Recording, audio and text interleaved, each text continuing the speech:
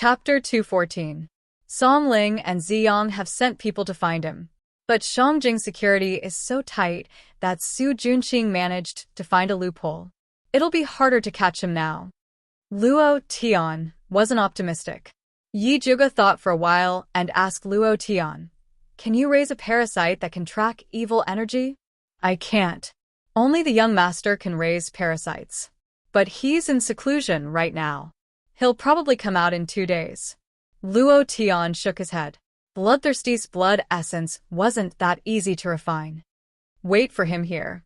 When he comes out, ask him to raise the tracking parasite." Yi Zhuge quickly made up his mind and said, "We'll return to Shangjing first." "Yes."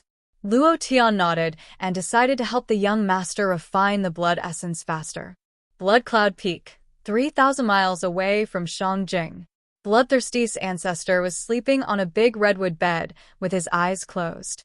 For beautiful and graceful blood slaves dressed in thin gauze surrounded him and served him. 2 beautiful and charming blood slaves gently massaged his legs. The other 2 older blood slaves were holding heavy feather fans to fan forefather Bloodthirsty. The blood slave on the left had a red mole between her eyebrows. She was Yi Yu's sister, Yi Yunji. Recently, many young and beautiful blood slaves had come. The ancestor quickly got tired of her. If Lu Yunfei hadn't asked for her skin before she left, she would have been sent to the blood cave to become a cauldron.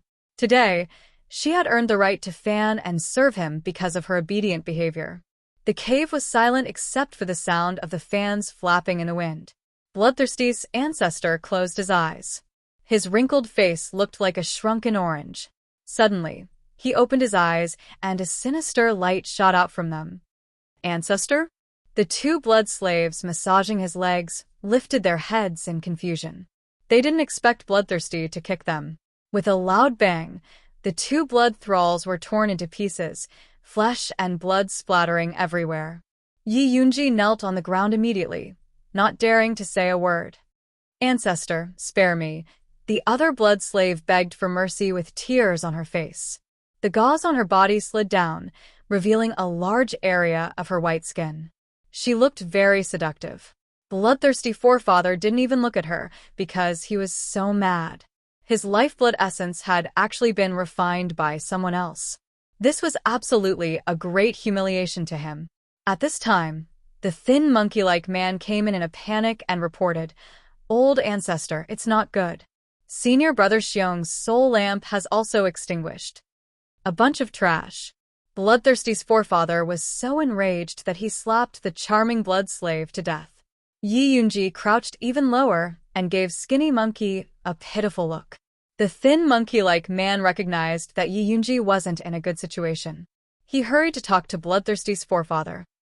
"Forefather, although senior brother Xiong is dead, Su Junqing's soul lamp is still lit."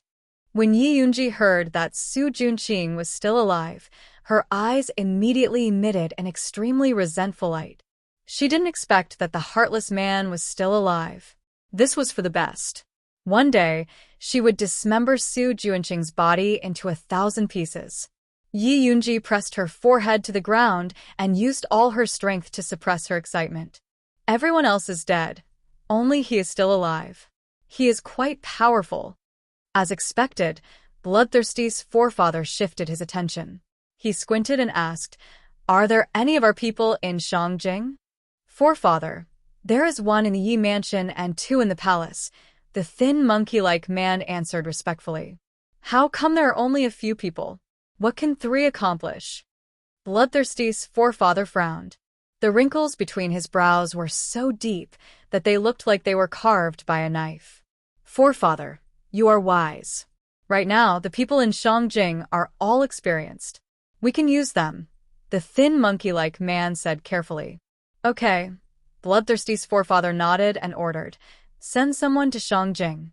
Tell them to investigate the truth. Be especially careful of that kid Su Junqing." Bloodthirsty's forefather paused and then quickly changed his words.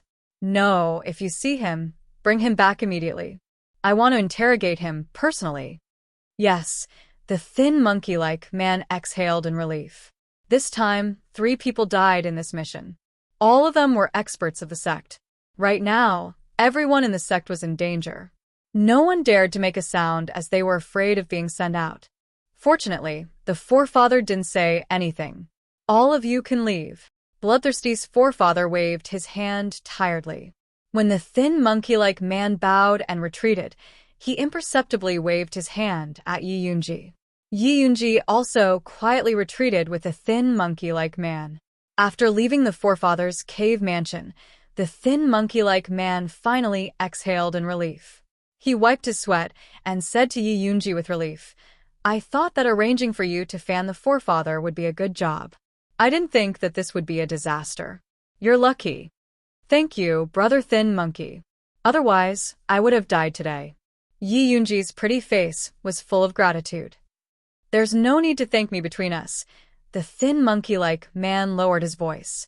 The skinny monkey-like man lowered his voice and said, "The sect isn't peaceful right now, so be careful during this period of time. Stay within the Flower Palace and try your best not to come out. I'll help you clear the way, and I won't make you serve the ancestor in the near future." "I will listen to you, brother thin monkey." Yi Yunji's voice was even softer. Her voice was very pleasant. It wasn't sweet or sticky, but it was clear and cold. Coupled with her gentle expression, it made people's hearts itch.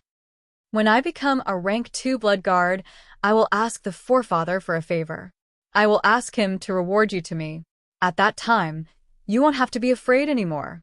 The thin monkey-like man looked at Yi Yunji's thin face with heartache and said softly, "Before that, you have to endure it. As long as I'm not sent to the blood cave, I can endure anything." Yi Yunji's pretty face flashed with fear. Her fragile appearance was even more pitiful. "Don't worry, I won't let you be sent to that filthy blood cave." The thin monkey-like man saw that the little beauty was still scared, so he lowered his voice and said, "The forefather's plan to kill Grandmaster Dongfeng has failed. He's not in the mood to do that. Don't worry." "Really?" Yi Yunji blinked her big eyes and looked at the thin monkey-like man for help. "Of course it's true. Old Jiang, Old Xiong, and Lu Yunfei failed their mission and died in Alchemy City. The Spiritualist Union will definitely come to deal with us. But don't worry, as long as the forefather is here, no one will want to go near Blood Cloud Peak." The thin monkey-like man looked left and right before taking out a blood pill from his belt and putting it in Yi Yunji's hand. He said softly, "Take this blood pill in secret. Don't let anyone find out." "All right, I won't say any more. Hurry back to Flower Palace. Brother thin monkey, you must be careful too. Don't make me worry." Yi Yunji said reluctantly. "Don't worry, I will definitely be fine." The thin monkey-like man kept urging Yi Yunji to leave. He looked at Yi Yunji's graceful back and revealed a silly smile. He had been by the forefather's side for so many years and had seen many beautiful blood thralls. However, Yi Yunji was the only one that made him feel different. He liked Yi Yunji's voice the most when she told him to be careful. It would make his heart feel warm. In order to keep this feeling, he had to cultivate harder. He had to save Yi Yunji before the forefather destroyed her. Chapter 215. Bloodthirsty Sect's dark passageways had only 2 oil lamps at the top of the cave at the corner, flickering with a dim light. Yi Yunji tried her best to hide in the shadows and silently walked toward 100 Flower Palace. After passing through a passageway, she met a few bloodthirsty sect disciples who had just returned from training. All of them looked at her curvaceous body under the red chiffon with lewd and explicit eyes. Yi Yunji turned a blind eye to this and continued walking forward. The forefather was very protective of his food. The blood slaves of 100 Flower Palace all had blood soul flowers. The fragrance of this blood soul flower was very special and easy to stick to. Anyone who dared to touch the forefather's blood slaves would be stained with the smell of the blood soul flower and die a horrible death.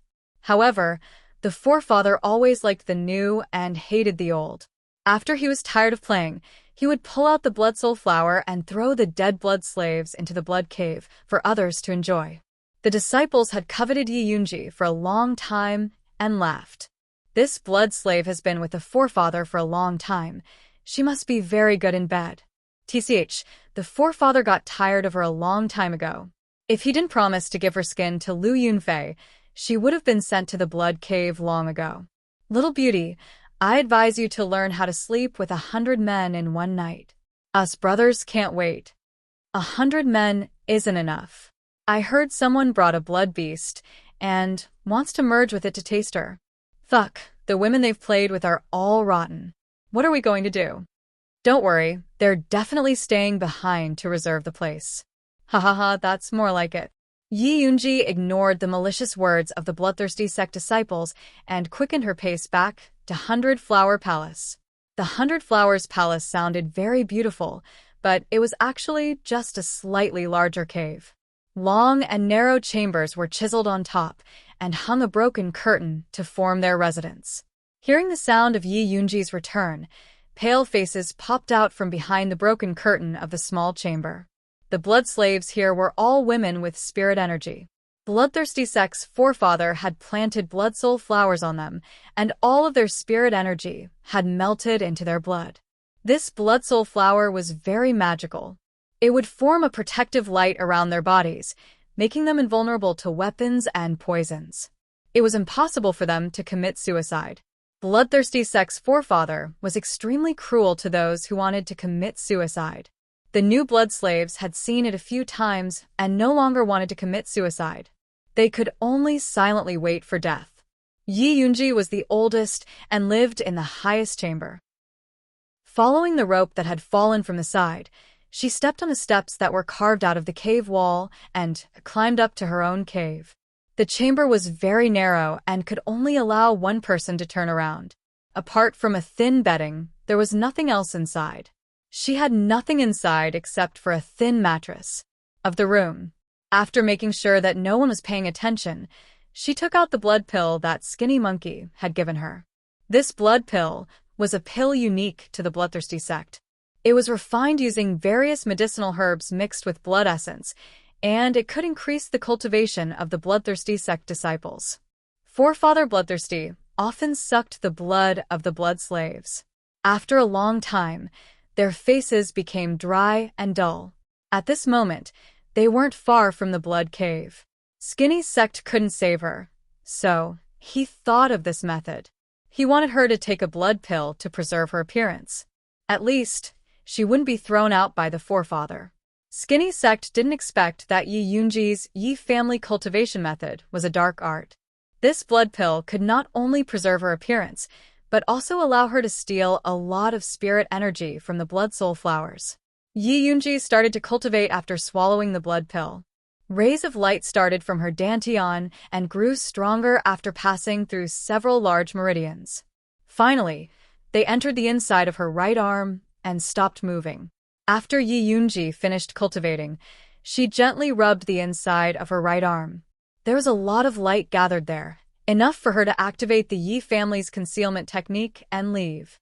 But she wasn't in a hurry. She had learned about the internal routes of Blood Cloud Peak through Skinny Sect. Now, she just had to wait for the right opportunity. If possible, she hoped to teach Bloodthirsty Sect a painful lesson for the hardships she had suffered in the past few days. There was only one chance.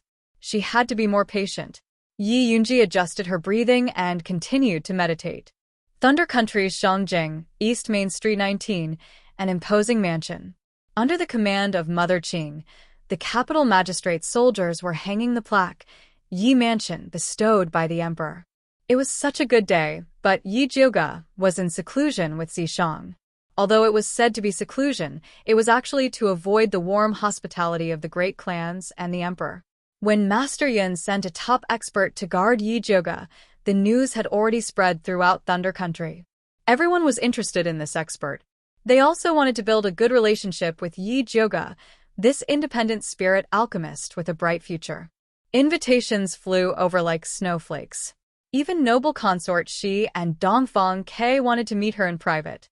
It was said that Emperor Xianwu had even drafted an imperial edict to summon her to the palace at any time. If Zishang was really a guard sent by his grandfather, Yi Jiuge could bring him out for a walk. But this guy was a demon. A shameless demon that complained every day about not having enough demon energy and wanted to be kissed and touched. Yi Jiuge didn't have the confidence to bring this guy out for a walk, much less bring him into the palace. There were still many experts in Shangjing. If she was accidentally seen through, then all her previous efforts would be wasted. So Yi Zhuge decided to go all out. She used the excuse that she had a great enlightenment in cultivation to go into seclusion to break through. But this wasn't entirely an excuse. After experiencing a few traps in Alchemy City, she was fully aware that her martial strength wasn't enough. If Zishang hadn't woken up in time to kill Xiong Yunhu, everyone in the Alchemy Pavilion would have died. During this time, Zishang had been massaging her meridians. It really deepened her spirit energy and strengthened the white bone flame. So Zishang suggested that she use the white bone flame to nourish the Thunder Snake illusionary whip so that it could fuse better with the bone essence it obtained from the white bone cave. While Yi Zhuge was in seclusion, the situation in Shangjing was turbulent. Because of Yi Zhuge's bad conduct, the crown prince was demoted to a commoner. It was said that he died not long after. The empress missed the crown prince too much. In her sorrow and despair, she actually committed suicide to follow him. A country couldn't be without a ruler. The crown prince was the same. So Emperor Xianwu announced to the world that Dongfeng Ke would be the new crown prince and enter the East Palace. Originally, Emperor Xianwu wanted to make imperial consort Shi the empress. Unexpectedly, imperial consort Shi declined. Instead, she suggested that Dongfeng Ke's birth mother, imperial noble consort Bai Linglong, be posthumously named the benevolent empress. Emperor Xianwu agreed. After Bai Linglong was posthumously named the benevolent empress, imperial noble consort, she was promoted to imperial noble consort. This news spread throughout the entire Thunder Country. Even though Yi Zhuge was in seclusion, she still heard about it. All of this was within her expectations. The crown prince and empress had brought about their own destruction. They could have cooperated with anyone, but they actually cooperated with evil cultivators. What she was worried about now was that she couldn't always be in seclusion. She had to think of a way to deal with those people who were inquiring about Zishang. Chapter 216. Yi Zhuge's table was piled up like a hill of invitations, but she didn't look at them. After thinking for a while, she had made a decision to go out and see imperial concubine Shi first. No, now she should call her imperial concubine Shi. Yi Zhuge felt that as a woman, it was better to go to see imperial concubine Shi first than to see Xianwu emperor directly. However, imperial concubine Shi was very popular now. She didn't know if there was any change compared to before. After Yi Zhuge decided, she went to the alchemy room to refine a bottle of beauty pills and prepare to go out. After being in seclusion for so many days, I can finally go out. Zishang stretched his body. Yi Zhuge was in seclusion, so he, as her personal guard, naturally had to come in and guide her. After going out, be honest and don't flirt with me. Yi Zhuge had a headache when she saw Zishang's evil appearance. She had suggested Zishang to change to an ordinary face before, but he didn't. Hee, how can those common flowers enter the sovereign's eyes? This sovereign loves you. Zishang hugged Yi Zhuge and kissed her on the face. After going out, be more respectful. Yi Zhuge looked indifferent and let him kiss her without moving. During this time, she had figured out a way to deal with Zishang. As long as she was ruthless, cold, and put down her bottom line, Zishang would restrain himself. Yes. Sure enough, when Zishang saw Yi Zhuge's indifferent face, he immediately became honest. Yi Zhuge opened the door and went out. She saw Pearl guarding outside. These days, Yu Dai and Pearl had been guarding outside, waiting for Yi Zhuge's orders. Has the plaque given by the emperor been hung up? What happened in the mansion recently? Yi Zhuge asked as she walked. Mother Qing has asked the people of the governor's office to hang it up. Pearl followed Yi Zhuge and reported what happened in the mansion.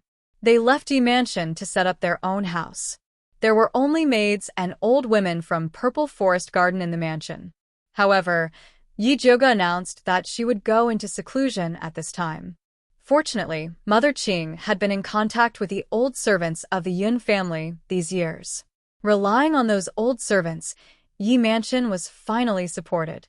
Even when the emperor sent someone to deliver the imperial plaque, It was Mother Qing who braced herself to receive it. Congratulations, young miss, for successfully advancing. A white-haired, serious-looking old man respectfully bowed to Yi Zhuge. This was also an old man from the Yun residence, Huazhenwei. Back then, Yun Tianwei had chosen this position for Yun Jiaojiao. His cultivation was profound, and he was only one step away from becoming a spirit master. After Yun Jiaojiao died, Huazhenwei was sent out by Yi Yuxuan to carry out a mission. He didn't expect this mission to be a trap set up by his enemies. After he was plotted against, his cultivation base plummeted.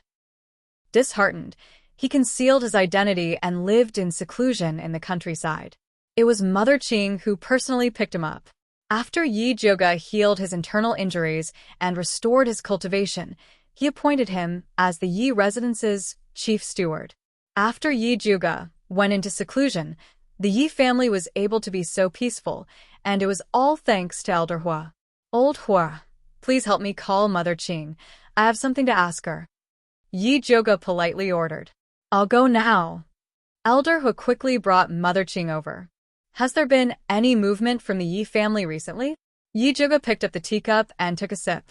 Replying to eldest miss, after the Su family fell, the master did not like Su Yufeng and her mother very much. Some time ago, he used the excuse of sending Yi Shanshan to learn martial arts, but in fact, he gave her to the Danyang sect's Ling Yun ancestor as a concubine in exchange for a rank 5 spirit herb, purple cloud root. Mother Qing said with disdain. I remember that Ling Yun ancestor is already more than 200 years old. Yi Zhuge was a little surprised. Yi Shanshan was only 17 years old. It was too exaggerated to be a concubine for an old man who was her grandfather's age. Don't you know the master's temper? There's nothing he can't do.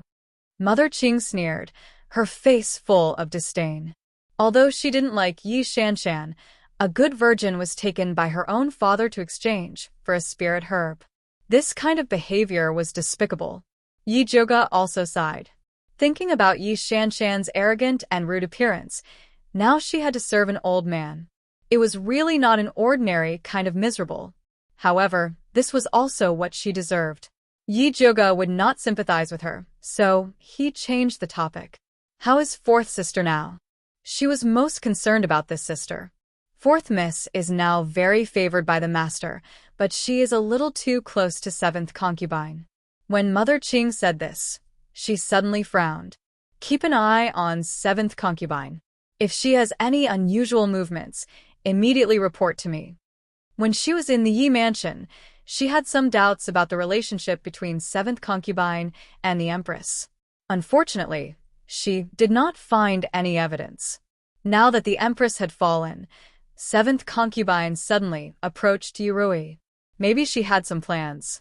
Eldest miss, rest assured. This old servant has already sent people to keep an eye on her. Mother Qing did not have any good impression of seventh concubine. She had already arranged for people to keep an eye on her. Is there anything else in the mansion? Yi Zhuge asked again. She had just established her own family and immediately went into seclusion. Mother Qing was managing the mansion from top to bottom. There were still many things that she had not figured out. Our mansion has a small population, so there is no big problem. It is just that there are people coming to visit the mansion every day. Eldest miss, you can't just hide like this. Mother Qing said with a bitter face. In the past, she had always hoped that eldest miss could continue the glory of the Yun family and become the most famous noble lady in Shangjing. Now that she had achieved her goal, she was worried again.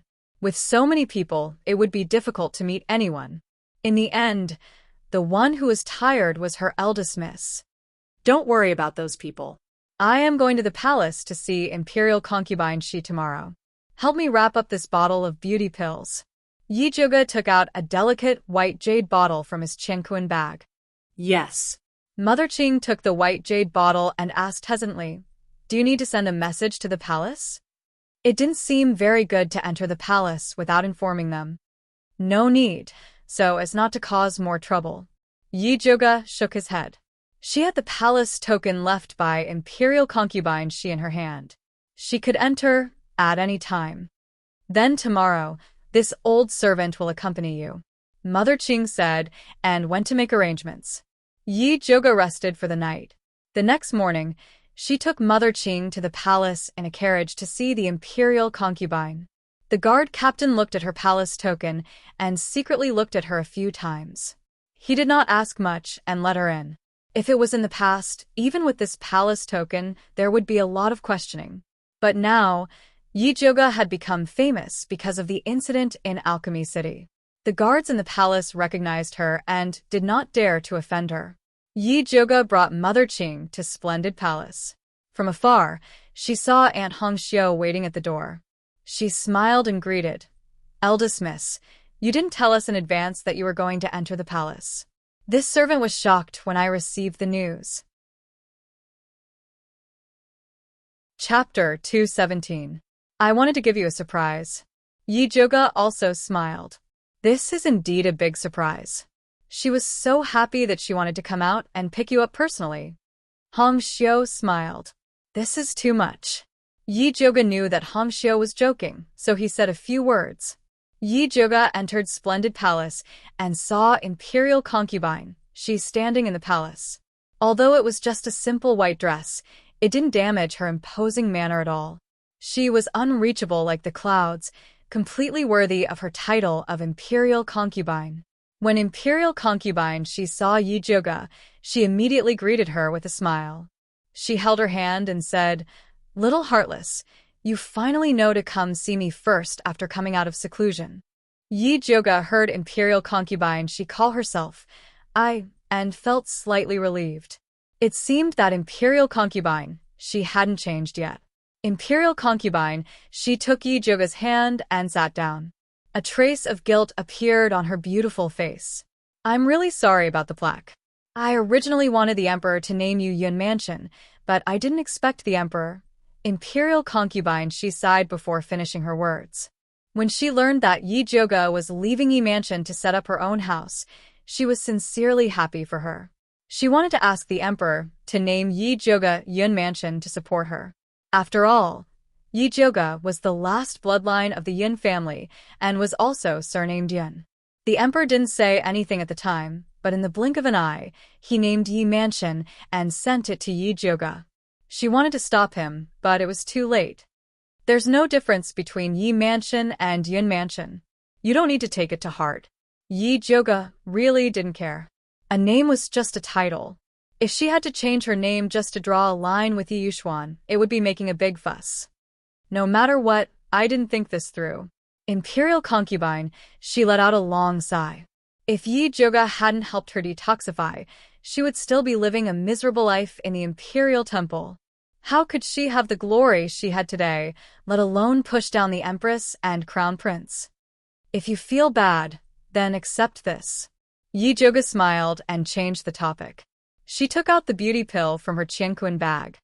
"You give gifts every time you come. You're too polite."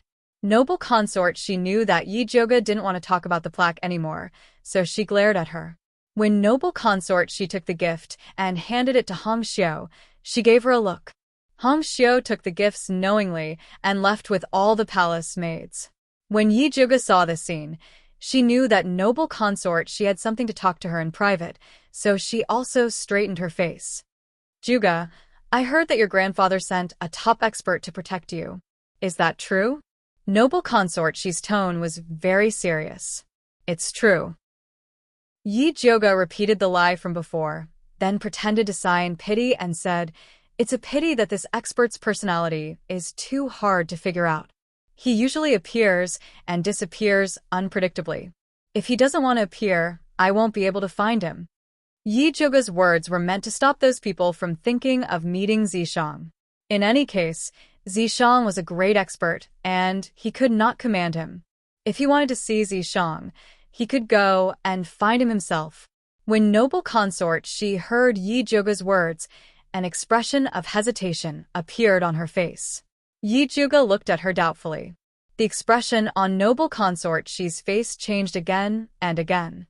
Finally, she hardened her heart and said, "I've heard a rumor about Master Yun before, but I don't know if it's true or false. Whether it's true or false, please tell me directly." Yi Juga sat up straight, showing that she took this matter very seriously. You also know that I've been inquiring about Master Yun's whereabouts before. Later, I accidentally heard a news that Master Yun had been secretly killed because of a treasure map. After noble consort she finished speaking, she looked at Yi Juga worriedly. Yi Juga's face immediately turned pale. This expression was half real and half fake. She had suspected that the treasure map was related to her grandfather. Now, noble consort Shi's words were just to help her confirm it. But she didn't expect that her grandfather had been killed. Speaking of which, when she first returned from the 10,000 Zhang abyss, Yi Yuxuan's attitude was very strange, as if he had already determined that her grandfather was gone. Yi Juga closed her eyes hard. When she opened them again, she had already calmed down. She asked noble consort Shi, "Where did you hear this rumor?" "It's not convenient to say. The most important thing right now is to find out whether the identity of that great expert is true or false." Noble consort Shi avoided Yi Juga's gaze. She couldn't tell Yi Juga that she had eavesdropped on this matter from Xianwu Emperor. Although she used to hate Xianwu Emperor, with the death of the Empress and Dongfang Ke moving into the East Palace, her hatred gradually faded. No matter what, her and Ke's future depended on this man. No matter how much she hated him, she couldn't deal with him. She only told this news to Yi Juga because of their past relationship. "I understand. Thank you for telling me, Your Highness." Yi Juga nodded. She knew that she was in big trouble this time. Her grandfather's disappearance was related to the treasure map. Now that Zishang had appeared under his name, didn't it mean that Zishang knew the whereabouts of the treasure map? Those who wanted the treasure map would probably swarm over. However, this was also an opportunity. Those who knew that her grandfather was related to the treasure map would definitely know the truth of her grandfather's disappearance. Or rather, the truth of her grandfather's death. Thinking of this, Yi Juga's heart was in a mess. He didn't want to stay any longer and got up to leave. Noble consort, she didn't try to keep him. She only said, "Be careful in the future. Your Highness, Juga will remember your good intentions." Yi Juga felt that it was the right decision to spend so much effort to save noble consort Shi. Noble consort Shi smiled and said meaningfully, "You should thank Ke instead of me. He's always been thinking about you." The reason she was willing to tell this secret was related to Dongfang Ke's tacit consent. "Don't worry, Your Highness. I've always remembered His Highness Prince Dongling's matter. I've already found a way to cure him of the remaining poison," Yi Juga promised solemnly. Although the poisonous earth dragon goo had cured most of the poison in Dongfang Ke's body, the most important part hadn't been completely cured. When Jun Yichen returned, he could use his natal goo to cure Dongfang Ke completely. Noble consort, she didn't expect Yi Juga to be so straightforward and not understand the meaning behind her words. She smiled helplessly, but in her heart, she understood that Ke and Yi Juga probably weren't fated to be together. Noble consort, she summoned Aunt Hongxiu and had her send Yi Juga out of the palace. When he passed by the imperial garden, he saw Dongfang Ke standing under a red flower tree in the distance. He wore a golden crown with 7 pearls on his head and a deep purple robe embroidered with a 5-clawed golden dragon. His handsome face was still gloomy, but when he saw Yi Juga walk over, his eyes couldn't help but light up. "Your Highness, why are you here?" Yi Juga asked in surprise. "I've been waiting for you here." Dongfang Ke looked at Yi Juga with an especially gentle gaze. Yi Juga didn't notice and asked straightforwardly, "What instructions does Your Highness have?" Chapter 218. Did Her Highness tell you about the treasure map and your grandfather? Dongfang Ke's gaze was somewhat disappointed, but he pretended to be nonchalant. "She did." Yi Juga nodded. "You have to be careful. There are many people who want the treasure map. Don't easily trust anyone, especially those experts." Dongfang Ke's words were just short of saying that Zishang's identity was fake. "I know. Thank you for your concern, Your Highness." Yi Juga didn't explain any further. She knew Zishang's origins better than anyone. He definitely wasn't a swindler.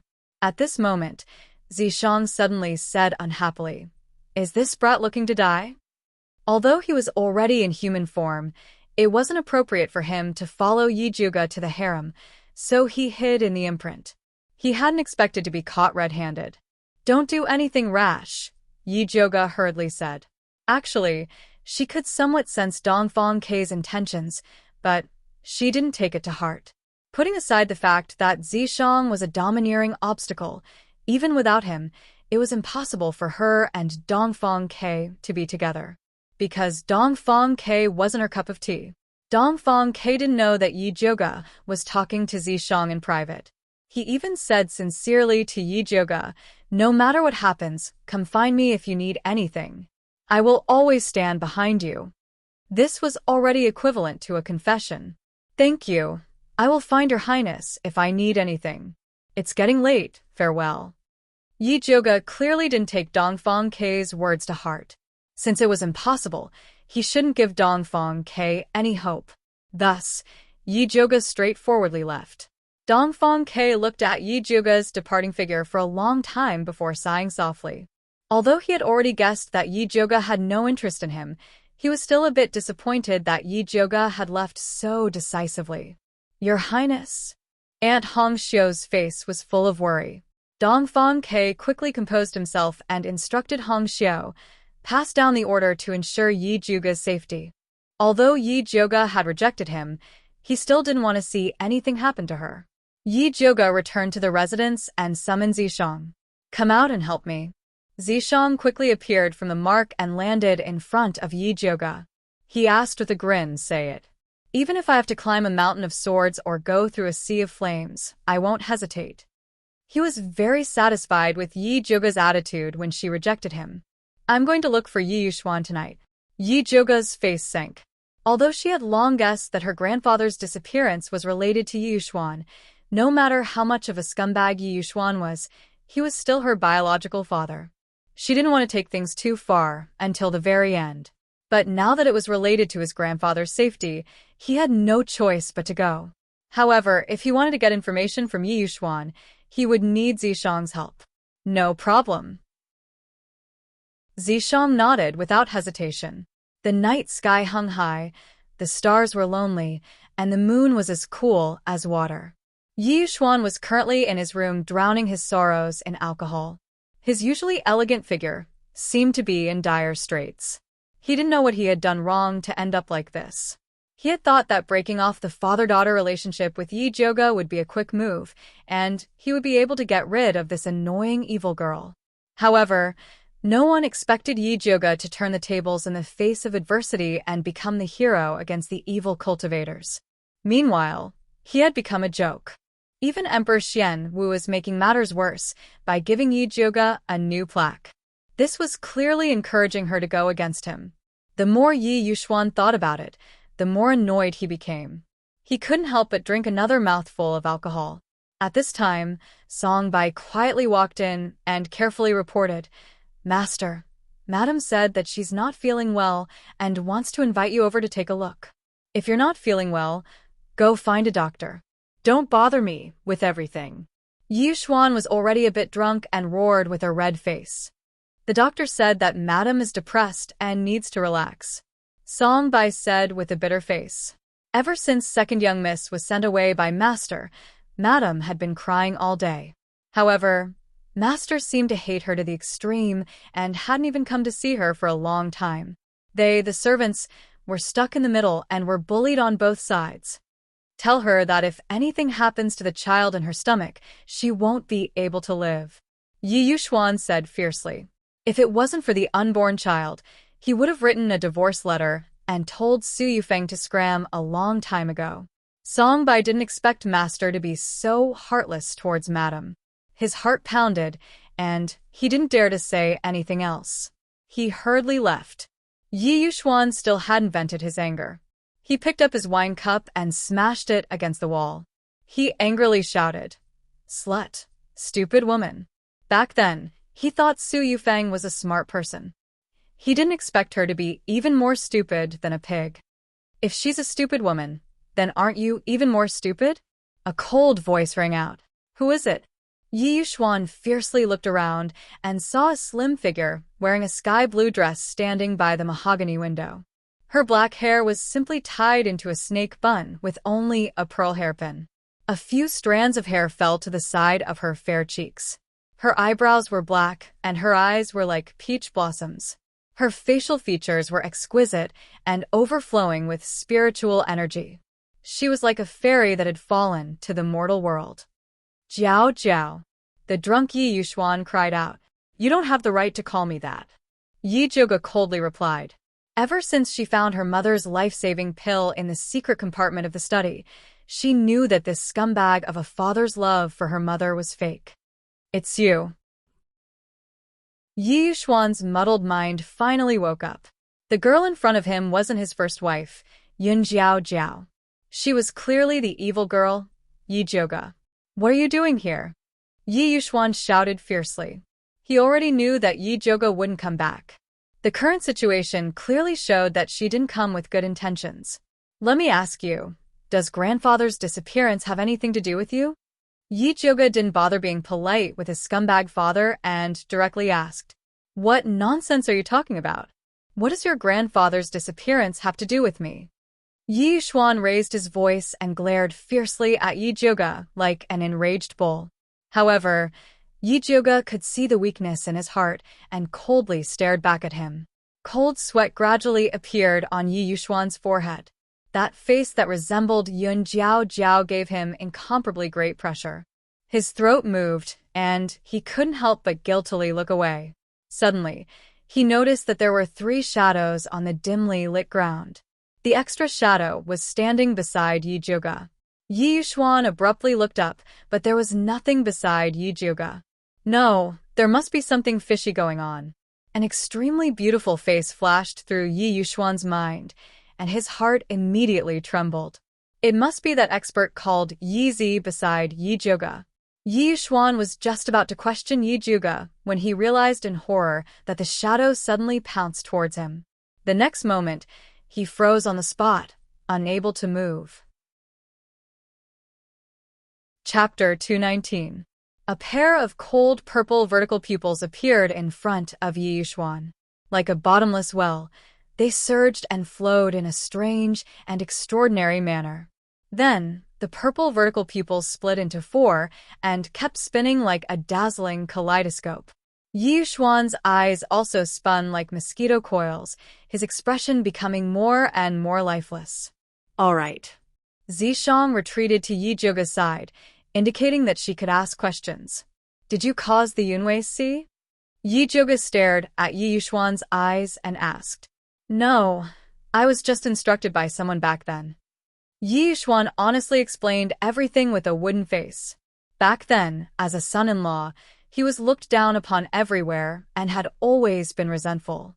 Later, a masked man came and gave him a poison pill, asking him to find a chance to give it to the Yunwei Sea.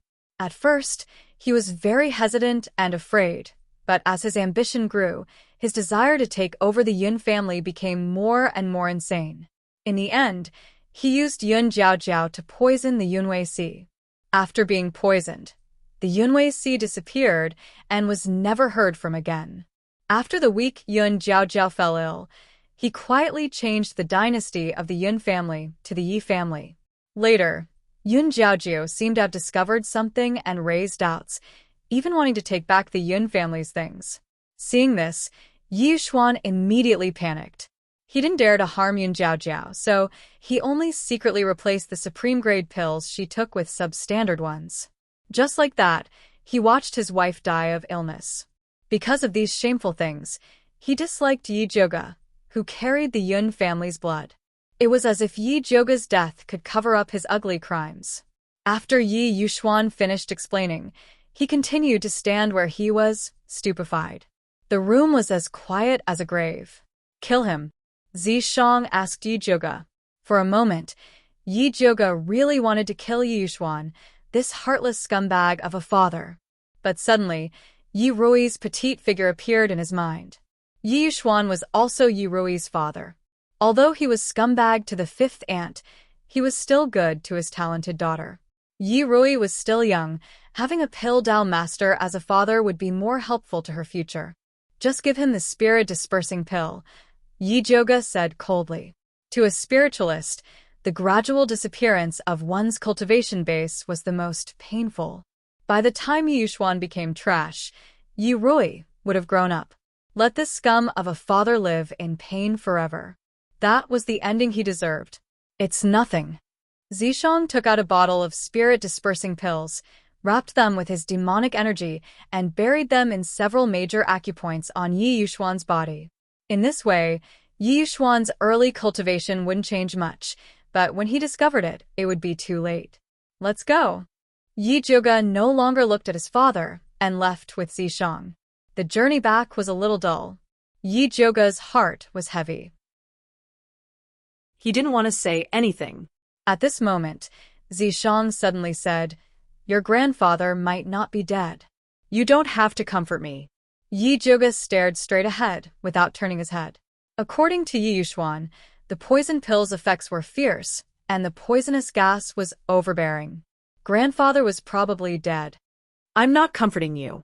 If your grandfather is really dead, his corpse should have appeared, not gone missing. Maybe he's still looking for a way to cure the poison and waiting for you to find him, Zishang said seriously. You're right. Grandfather must be waiting for me. Yi Zhuge's fighting spirit was instantly ignited. Not only did she want to save her grandfather, but she also wanted to find the black-clothed man who plotted against her grandfather. Yi Zhuge thought about it, and the only clue she had was the treasure map. She returned to the mansion and immediately took out the treasure map. Currently, she only had 1.5. She got one from the crown prince. Yi Yu gave her half, and Yi Yunji still had the other half. Yi Zhuge had a feeling that she might be able to find some clues about her grandfather's disappearance from the bloodthirsty ancestor. After all, the bloodthirsty sect was very good at poison pills. After Yi Zhuge decided to go to the Blood Cloud Peak to deal with the bloodthirsty ancestor, she sent an invitation to Bai Songling and Wan Ziang, inviting them over for a chat. The two had long wanted to meet Yi Zhuge and immediately rushed over after receiving the message. Yi Zhuge received them in the hall. The three of them greeted each other and exchanged some pleasantries. Yi Zhuge then pretended to be chatting and asked Bai Songling, "Brother Bai, I heard that Juni Chen has already refined the tracking goo. Did you guys find Su Junqing?" While Yi Zhuge was in seclusion, Juni Chen, Luo Tian, and Yu had been helping Bai Songling and Wan Ziang to search for Su Junqing, and the tracking goo was successfully refined. No. Juni Chen said that Su Junqing has escaped to the Blood Cloud Peak. Bai Songling said gloomily. They had set up many traps, but Su Junqing still escaped. It was really depressing. What did the Spiritualist Alliance say?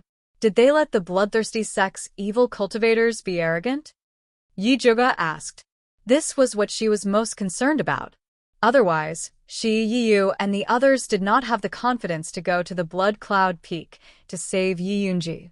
The Spiritualist Alliance is still discussing, but Master Dongfang personally went to the Spiritualist Alliance to offer a reward.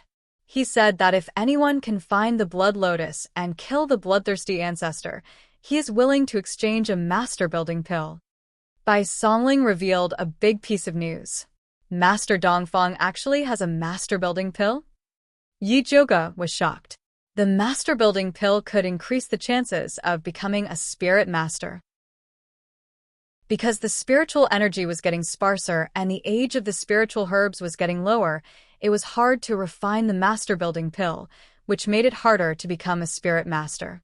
There were less than 10 spirit masters in the whole Thunder Country, and countless people were stuck at the advanced spirit master level.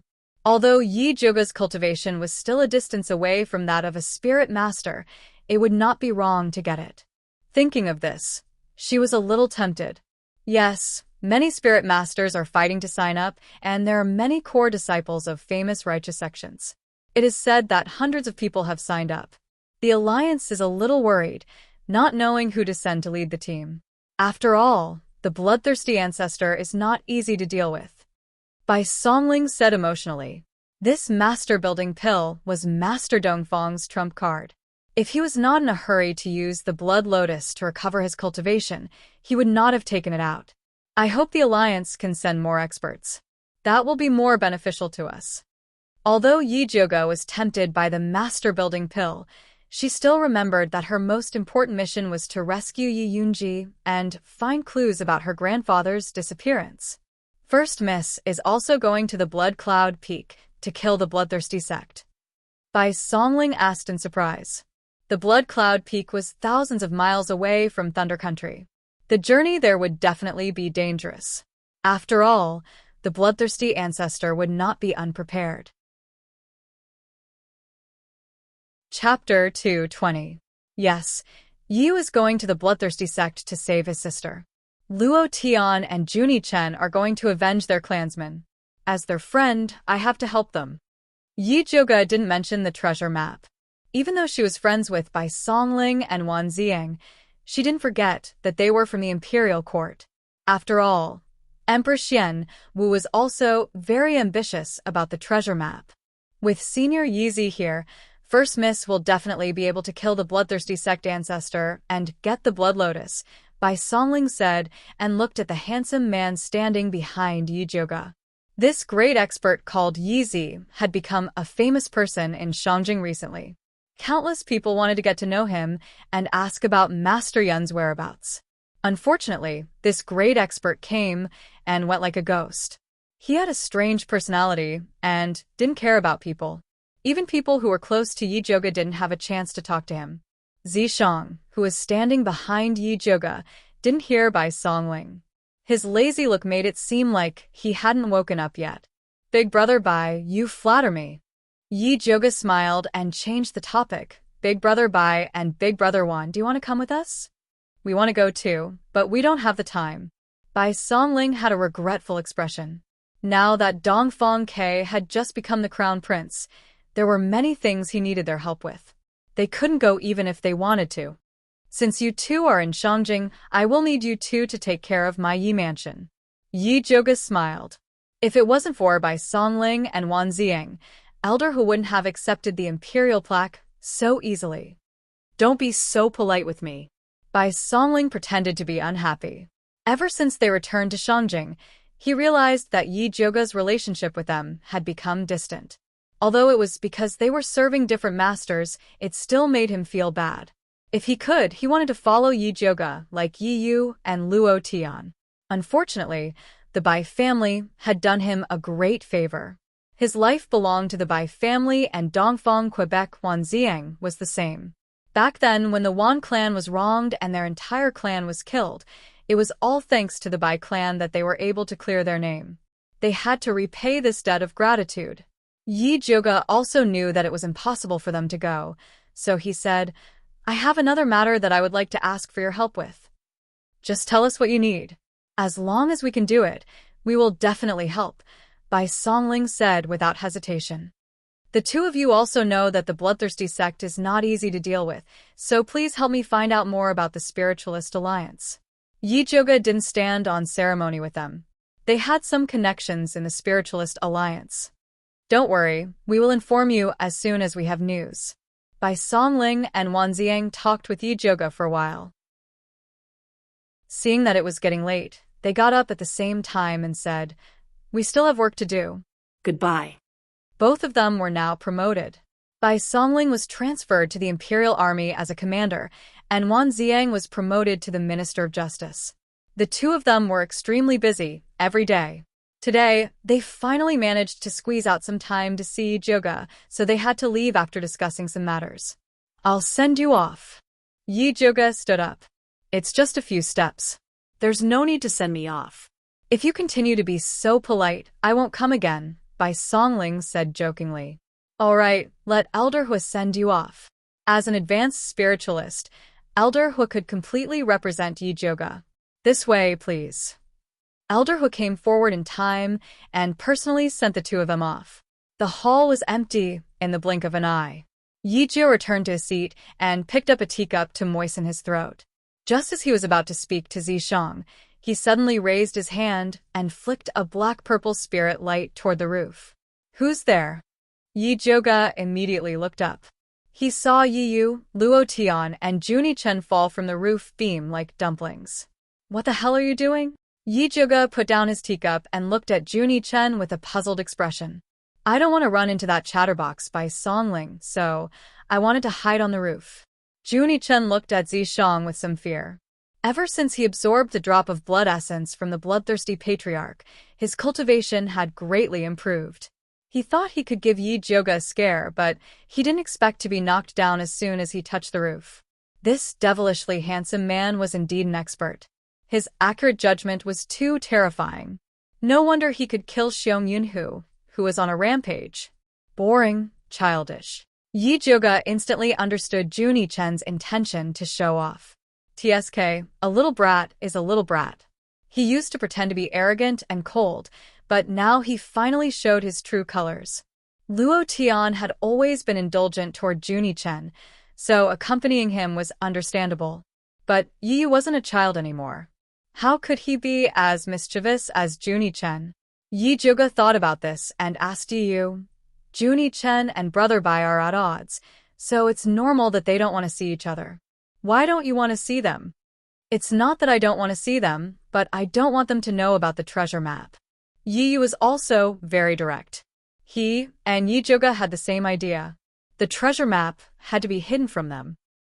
They know you have the treasure map? Yi Juga was a little surprised, but he understood after thinking about it. When Su Junqing and the Crown Prince worked together to destroy the Yi family, it only took a little speculation to understand what had happened. Yes, a lot of people have been asking about the treasure map recently. Miss, you must be careful. Yi was very worried. The treasure map was originally an extremely secretive matter, but now that it was exposed after the Crown Prince fell, the situation in Shangjing was very chaotic. It's useless to be careful. At this time, we have to take the initiative and try to collect the treasure map as soon as possible. This time, the Spiritualist Alliance is going to deal with the bloodthirsty ancestor. We have to take this opportunity to save your sister. Yi Juga said decisively. Okay. Yi Yu's spirit was lifted, and he nodded hard. He had been waiting for this moment for a long time. At this time, Junie Chen, who had been quietly listening on the side, suddenly asked Yi Juga, if there was a treasure map in front of you, how much would you pay to buy it? From what you said, do you have a treasure map? Yi Juga raised his eyebrows. The Bloodcloak tribe had always been low-key, and they didn't seem like people who would participate in this kind of thing. Yes, our tribe has a treasure map that has been passed down for generations. If you are willing to teach me beast language, I will give it to you. Junie Chen really wanted to learn beast language from Yi Juga. I can't teach you beast language. This is a bloodline ability passed down to me by my grandfather's ancestors. Yi Juga and Zishang had already rehearsed the lines, so he just needed to push it to his grandfather. Junie Chen frowned. If it was a bloodline ability, then there was nothing he could do. Thus, he simply changed his condition. Chapter 221. Then give me 100 bottles of Spirit Beast pills to exchange. Junie Chen waved his hand domineeringly. He was calculating in his heart. The blood-clothed Miao tribe only had him and Luo Tian left. Luo Tian had already sold himself to Yi Juga. The treasure map was useless to him. He might as well give it to Yi Juga. When she went treasure hunting, he and Luo Tian would go and help her. They could exchange the treasures for Spirit Beast pills. In short, the Spirit Beast pill was the greatest benefit. This is too troublesome. How about I give you the Spirit Beast pill recipe? You can refine as many as you want. Yi Juga was chased by Junie Chen for Spirit Beast pills every day. He was so annoyed that he wanted to give the recipe away to save trouble. I am not interested in refining pills. Junie Chen shook his head. He was sure of Yi Juga. All right, 100 bottles it is, but I don't have time to refine now. I will give you 10 bottles first. I will give you the rest 15 days later. Yi Juga said helplessly. Also, don't forget the debt from buying the goo worms. Junie Chen added seriously. Even if I want to forget, I need a chance. Yi Juga was very unhappy. Cough, cough.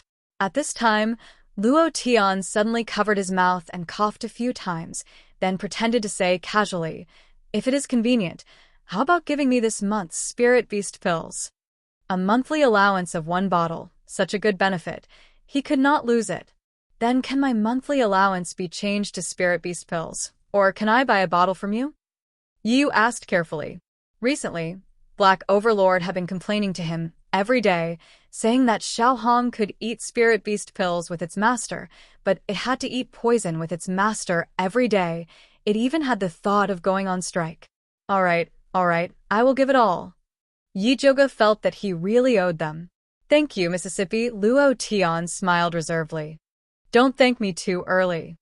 Yi Zhuge glared at Luo Tian, then said to Junie Chen, if you want to get spirit beast pills, you have to do something for me. What is it? Junie Chen looked at Yi Zhuge vigilantly. Don't mention it if it's too difficult. It's not difficult. It's just that the newly appointed crown prince, Dongfang Ke, still has remnants of the frost spider's king poison in his body. I would like to ask you to help him resolve it. Yi Zhuge felt that his request was not too excessive. If it weren't for her help, Junie Chen wouldn't have been able to obtain Ancestor Bloodthirsty's blood essence. Now that he was asked for a small favor, he probably wouldn't refuse. It's a piece of cake. I'll just make a trip there myself tonight. Junie Chen patted his chest in satisfaction. Yi Zhuge was stunned. He felt that there was something wrong with Junie Chen today. In the past, Junie Chen rarely had any expressions. Today, however, his expression was so rich that it was scary. It was as if all his emotions were displayed on his face. You've also noticed that young master is different. Junie Chen actually smiled at Yi Zhuge. Those little white teeth were really frightening. Are you possessed by something evil? Yi Zhuge asked suspiciously. Tui, you're the one who's possessed by something evil. Junie Chen glared at Yi Zhuge in dissatisfaction. Then, he said proudly, after I refined the bloodthirsty old man's blood essence, my cultivation rose greatly. My soul became one. This is my true appearance. His appearance was really unlikable. Yi Zhuge couldn't help but look at Luo Tian. She had a feeling that Junie Chen's behavior wasn't that simple. Luo Tian avoided Yi Zhuge's gaze and didn't say anything. Although he had already sold himself to Yi Zhuge, this was related to his young master's secret. He decided to remain silent. Seeing that, Yi Zhuge didn't ask any further. Instead, he mentioned another matter. Since we've already decided to go to Blood Cloud Peak to deal with Ancestor Bloodthirsty, then we have to start preparing everything. I'll be in charge of the elixirs. You guys are in charge of gathering information about Blood Cloud Peak and paying attention to the Spiritualist Alliance's movements. After Yi Zhuge finished speaking, he asked Luo Tian, you guys should be very familiar with Blood Cloud Peak. Is there anything that we need to pay attention to? We've already left Blood Cloud Peak for 3 years. These few years, Ancestor Bloodthirsty hasn't stopped exaggerating. As for the specific changes, we need to investigate further. Luo Tian said cautiously. Then we'll investigate while preparing. Yi Zhuge wasn't worried about this. After fighting with Lu Yunfei and the other evil cultivators, they more or less had some confidence. Currently, goo worms were the biggest weapon against Bloodthirsty sect. Thinking of this, Yi Zhuge turned to Junie Chen and said, you should cultivate more goo worms during this period of time, in case of emergencies. Do you think goo worms are cabbages that you can cultivate whenever you want? You need to have the capital first. Junie Chen rolled his eyes. He wanted to ask for spirit beast pills, but was stopped by Yi Zhuge. It's fine if you don't want to cultivate them. Then you can go take revenge yourself. Junie Chen's words were immediately stifled. He glared at Yi Zhuge hatefully. Luo Tian quickly smoothed things over. Eldest miss, don't worry. Young master knows what he's doing. He has been cultivating goo worms during this period of time. He's already harvested a batch. That's good. Yi Zhuge was still very confident in Luo Tian. Seeing that it was getting late, she stood up and said, if there's nothing else, let's disperse. Then I'll leave first. Yi Yu was in a hurry to gather information about the Spiritualist Alliance. Luo Tian and Junie Chen also left. Their tasks were more important. Cultivating goo worms wasn't that easy. After Yi Zhuge sent them off, she went to the alchemy room to prepare to refine pills. She had just taken out the herbs to refine spirit beast pills when she suddenly heard Zishang say, "There's something wrong with that kid, Junie-chen." "What's wrong?" Yi Zhuge stopped what she was doing and looked up at Zishang. Junie-chen's cultivation of the human goo art is very dangerous. First, he places a part of his soul on the natal goo. During the process of the natal goo cultivating into a human form, the two will constantly be in contact. Although his cultivation increased after absorbing the bloodthirsty ancestor's blood essence, there's a problem with the compatibility. "Don't you think he's too lively?" Zishang asked. "Now that you mention it, it's a little true." Yi Zhuge originally thought that Junie-chen had an outburst of a child's nature. She didn't expect that it was actually qi deviation. She immediately asked anxiously, "Then what should we do now?" Junie-chen was their secret weapon against the bloodthirsty ancestor. If anything went wrong, it would be troublesome. This is his cultivation. He can only endure it by himself, Zishang said indifferently. He had already done his best to remind Junie-chen. As for helping, he wasn't that kind. He's still so young. How can he endure it? Yi Zhuge frowned worriedly. No matter how Junie-chen pretended to be mature, he was still just an 11-year-old child. Yi Zhuge didn't think that he could endure it. "Don't make dirty jokes." Zishang's face was stern. "Damn you. What kind of situation is this? You're still making such boring jokes." Dirty jokes? She was even talking dirty jokes. Chapter 222. Zishang saw that Yi Zhuge was about to turn hostile, so he cleverly changed the topic. "If you really want to help him, why don't you try using the white bone flame to refine spirit beast pills?" "Are you kidding me? The white bone flame is ghost fire and can only be used to refining pills. I don't want those goo insects to become ghost insects." Yi Zhuge felt that Zishang was clearly causing trouble. "These goo insects aren't spirit beasts. Maybe it's better to eat in pills. Also, your bronze cauldron is different from other cauldrons. It can refine all kinds of heaven and earth elemental energy. Maybe it can refine some special pills. Why don't you give it a try?" Zishang didn't look like he was joking. Yi Zhuge pondered for a moment and felt that Zishang's words made sense. Refining goo insects was originally a sinister technique. Maybe pills were more suitable. Let's try refining a few first. As a pill refiner, Yi Zhuge didn't lack the fearless spirit to try. Other than the white bone flame, she also wanted to improve the spirit beast pill formula. Although the previous spirit beast pill contained a good amount of spiritual energy, it was very bitter and was comparable to poison. Yi Zhuge had eaten one before, and the nauseating feeling greatly reduced the absorption effect. She had always wanted to improve this point and did a lot of research. She already had a plan in mind and could test it today. Yi Zhuge wanted to add vermilion fruit and nepenthes to the original spirit beast pill formula. The vermilion fruit tasted very sweet after refining and was a child's favorite. When she refined the Peiyuan pill for Yurui, she specially spared some. It tasted very good, and Yurui ate it happily.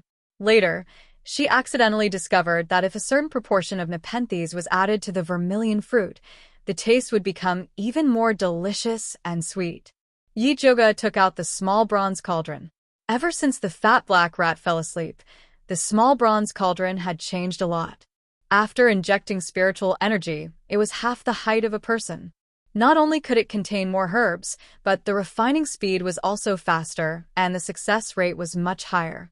In the past, one furnace could only produce 20 spirit beast pills, but now it could produce 200.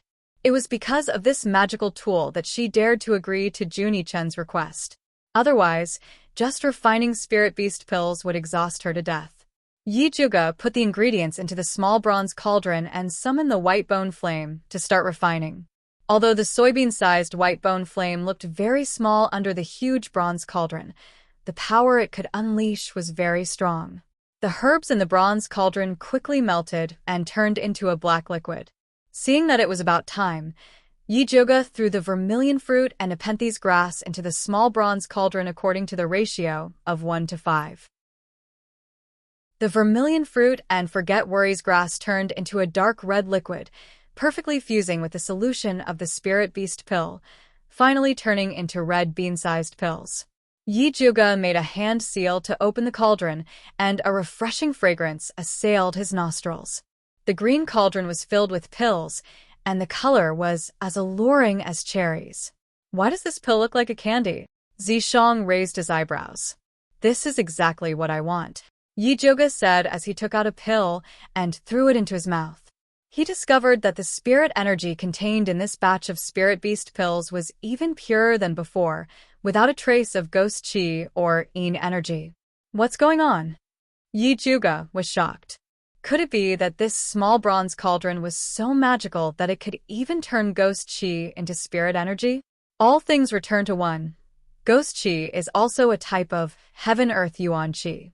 If you use the white bone flame to refine pills, it will actually stimulate the pure spirit energy contained in the herbs. Zishang's head rested on top of Yi Juga's head as he looked at the cauldron of spirit beast pills. For some reason, he felt that he was starting to salivate. That makes sense. Yi Juga thoughtfully nodded her head. She picked up a spirit beast pill and was about to carefully feel it, but Zishang snatched it away and threw it into his mouth. If you want to eat, can't you take it yourself? Yi Juga harshly condemned Zishang's action of snatching food.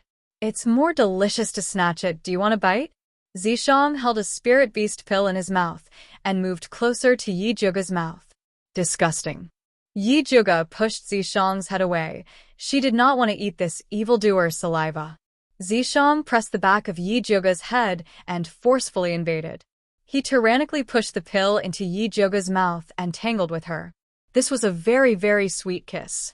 Especially after the spirit beast pill melted, it gathered into a dense spiritual energy that flowed down Yi Juga's throat and into her stomach.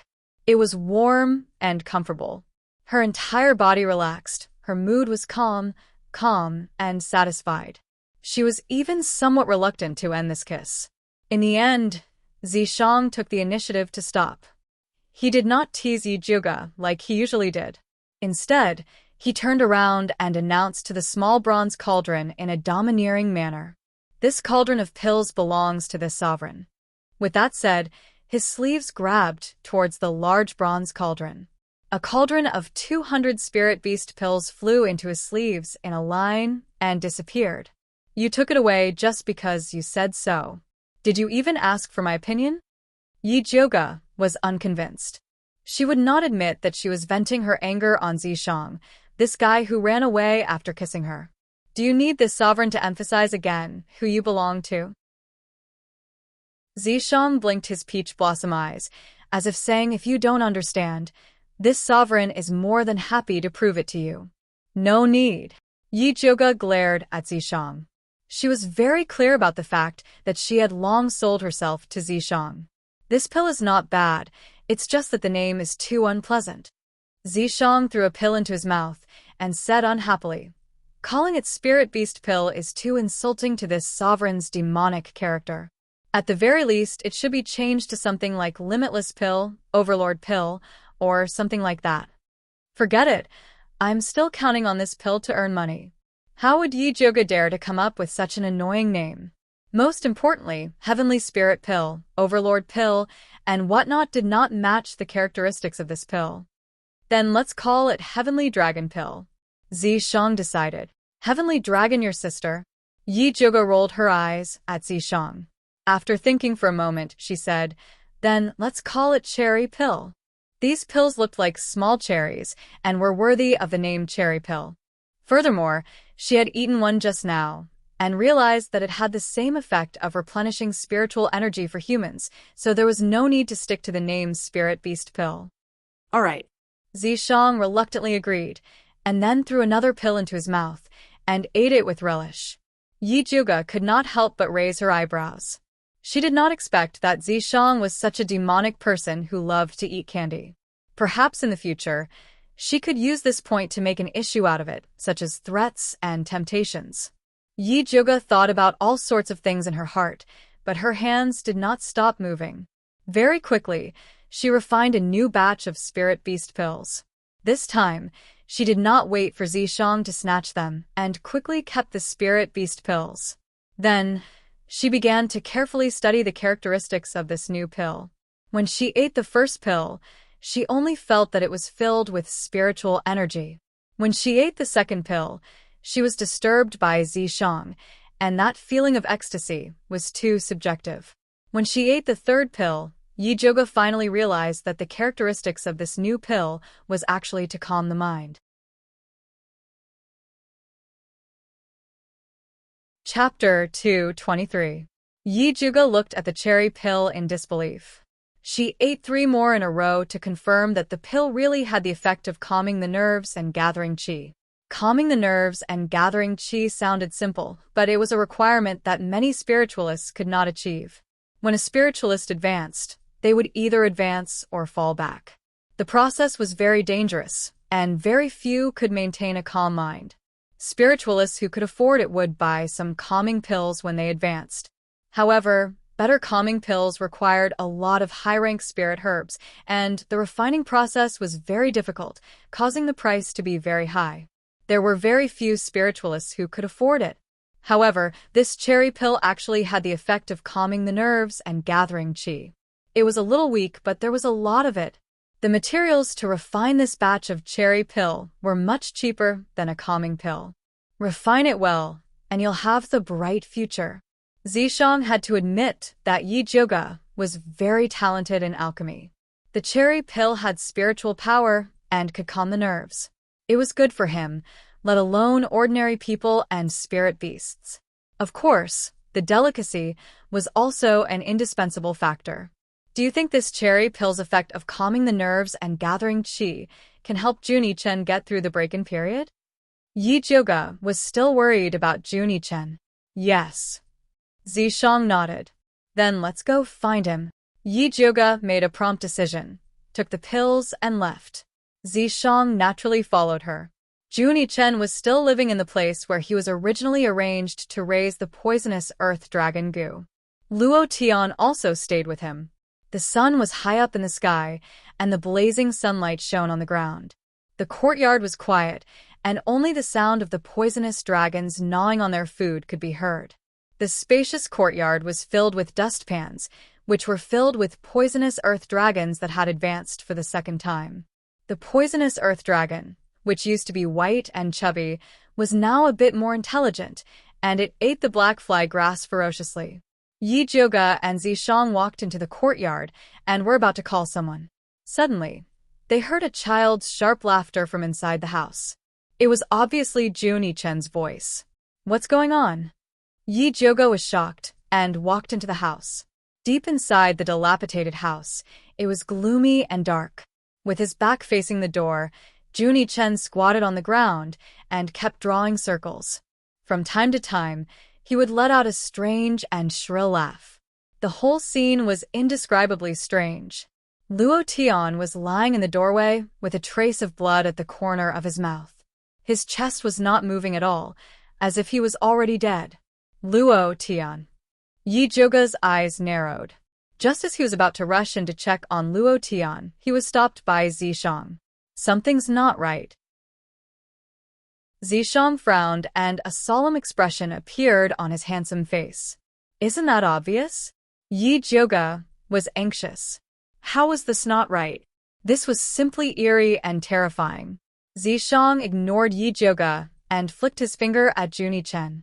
Before the black spirit force could even touch Juni-chen, it was repelled by an invisible force. Then, Juni-chen's figure suddenly disappeared. In the next moment, he actually pounced towards Yijoga like a ghost. Yijoga reacted very quickly, and a purple spirit light barrier appeared around him. Boom. The spiritual light barrier shattered into countless rays of light. Sharp nails appeared on Juni-chen's small hands. After breaking the spiritual light barrier, he directly stabbed towards Yijoga's chest. Yijoga's breath stagnated. She never thought that Juni-chen would kill her, but it was a bit too late to make a move now. Fortunately, Zishang was by her side to protect her. His well-defined palm pushed outwards, and the black and purple spirit force turned into a shield that blocked Juni-chen's attack. After Juni-chen failed, he immediately retreated and wanted to escape. Zishang lightly clenched his fist, and the black and purple shield suddenly exploded, turning into a giant net that enveloped Junie Chen. Aho, aho. Junie Chen let out a beast-like howl and kept struggling in the giant net. Yi Juga calmed down and looked carefully. Only then did he realize that Junie Chen's eyes were blood red, and his small face was very frightening. The strangest thing was that between his eyebrows, there was actually a blood pouch the size of a thumb that looked like a heart. He's being controlled by the bloodthirsty ancestor. Zishang immediately understood when he saw Junie Chen's eyebrows. The bloodthirsty ancestor was indeed shrewd and ruthless. He actually hid a move in that drop of blood essence. Junie Chen seemed to have successfully refined the bloodthirsty ancestor's blood essence, but in his weakened state, he was fiercely attacked by the bloodthirsty ancestor, which was why he suddenly lost his mind and attacked Yi Juga. Yi Juga opened his spiritual eye and looked carefully at the blood pouch. He realized that it extended out many thin bloodlines that enveloped Junie Chen's head, and the only weak point was at the Dazui acupuncture point. Yi Juga decisively took out the lightning fire needle, and after injecting spiritual energy, he pierced it towards Junie Chen's Dazui acupuncture point. The blood pouch was blocked, and the blood in Junie Chen's eyes faded, and his body immediately went limp. Yi Juga did not go up to look at him, but hurriedly went to check on Luo Tian. Luckily, Luo Tian was only seriously injured and unconscious, and his life was not in danger. Otherwise, if Junie Chen woke up and realized that he had killed Luo Tian, he would probably immediately collapse. Ji. An even weaker sound came from Luo Tian's neck. Yi Juga took a look and saw that half of Xiaohong's body was broken and it was on the verge of death, but it was still continuously shouting, "Save my master. Your master is fine, and you'll be fine too." As Yi Juga said that, he crushed a cherry and sprinkled it on Xiaohong's broken body. Goo worms did not need to be consumed orally, and it had the same effect when used externally. Xiaohong, who was about to lose consciousness from the pain, smelled a sweet smell, and it quickly fell into a blissful sleep. Yi Juga also stuffed a few cultivation recovery pills into Luo Tian's mouth, and then went to check on Junie Chen. Junie Chen's body was curled up on the ground, and there was a blood-red bulge on his forehead, as if he had grown a horn. The veins at the corner of his eyes were exposed, and his entire face was extremely terrifying. Even the lightning fire needle that was pierced into his Dazui acupuncture point seemed to be unable to suppress it anymore. In this situation, the only way was to extract the drop of blood essence that belonged to the bloodthirsty ancestor. However, this drop of blood essence was extremely cunning, and it would probably escape once it was extracted. "Can you seal the drop of blood essence from the bloodthirsty ancestor?" Yi Juga asked Zishang. "No, I can only destroy it." Zishang shook his head. He was only good at destruction, not sealing. Destroying it would be a pity. Yi Juga was a little hesitant and decided to wake Junie Chen up first. The lightning fire needle controlled the situation at the Dazui acupuncture point, and Yi Juga took out another 49 golden needles and inserted them into Junie Chen's body, completely suppressing the drop of blood essence from the bloodthirsty ancestor. The blood bump on Junie Chen's forehead slowly softened, as if it had disappeared. Then, he slowly opened his eyes and looked at Yi Juga and Zishang blankly at first. Then, he seemed to react and quickly turned to look at the place where Luo Tian had fallen. "He's fine, but you almost lost your life." Yi Juga's tone was a little unfriendly. If this little guy had asked her for help earlier, he would not have fallen into such a dangerous situation today. Chapter 224. I didn't think the bloodthirsty ancestor would have such a trick up his sleeve. Junie Chen returned to his expressionless face. "Then, what do you plan to do? It's dangerous to keep this drop of blood. You might die." Yi Juga felt that if he didn't exaggerate the truth, this brat wouldn't know how to write the word fear. "Refine it." Junie Chen was resolute without hesitation. He shouldered the blood feud of his clansmen. He had to become stronger at all costs. Even if it was a narrow escape, he had to charge forward. Yi Juga saw him like this and couldn't say anything else to persuade him. She looked at Zishang for help and asked, Is there any way to help him?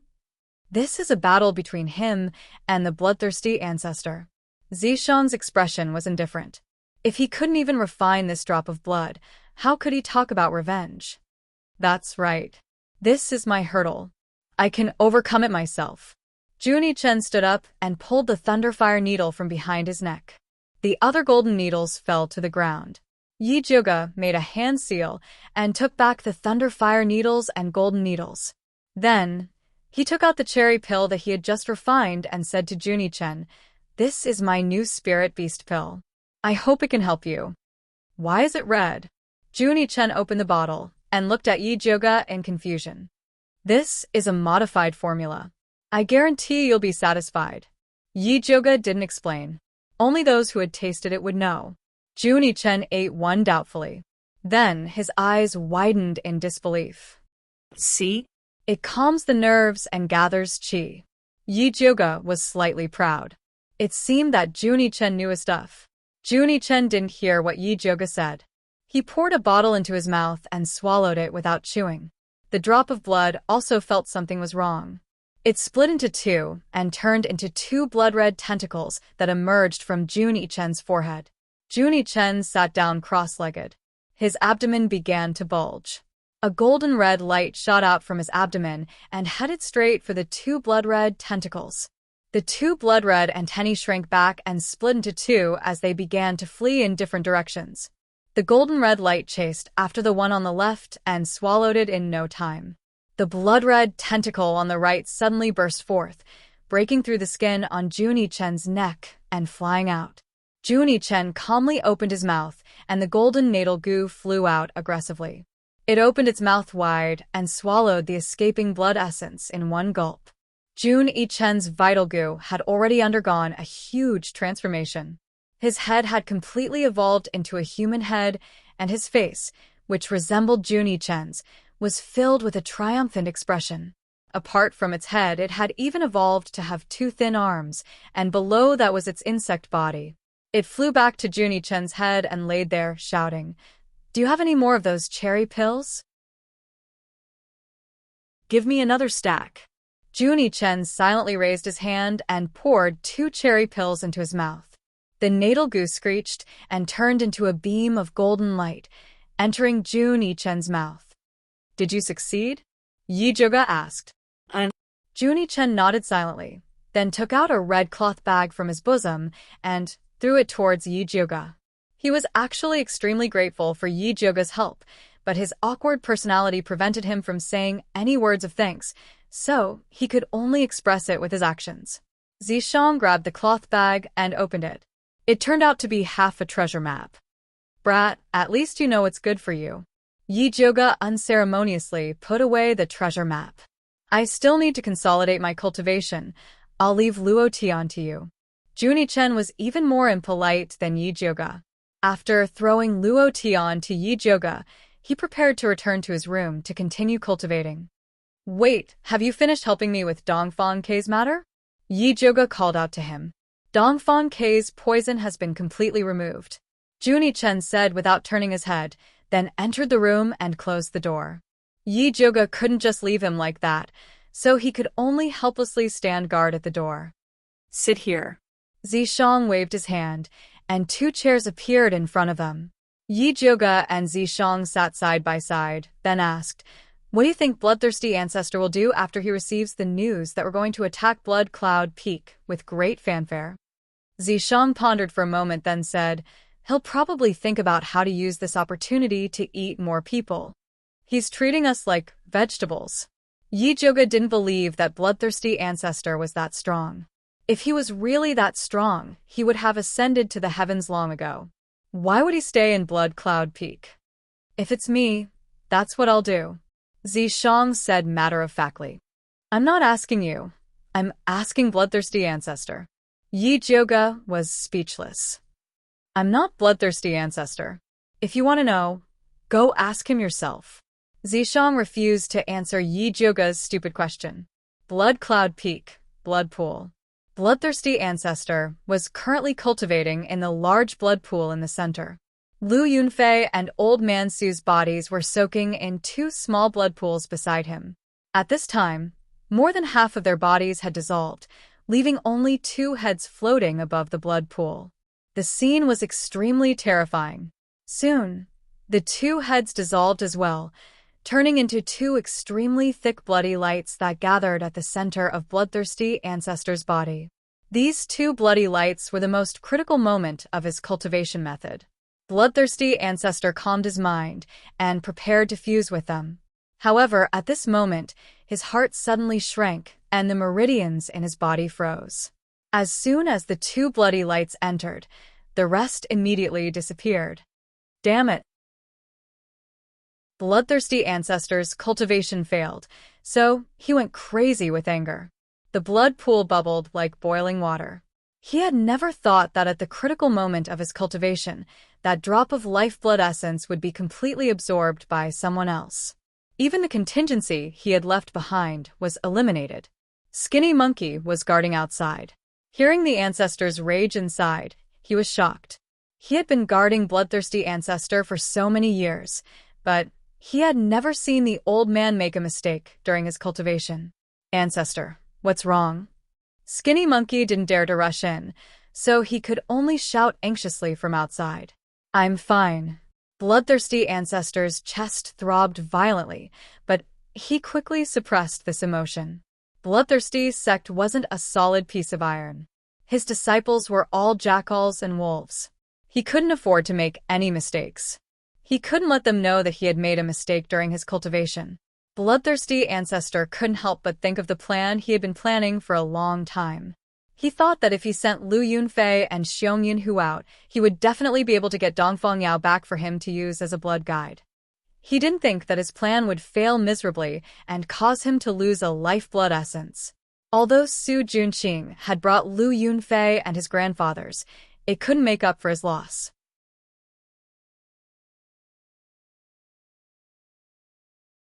Chapter 225. If Ancestor Bloodthirsty wasn't worried that killing Su Junqing would affect the morale of his disciples, he would have killed the kid to train as well.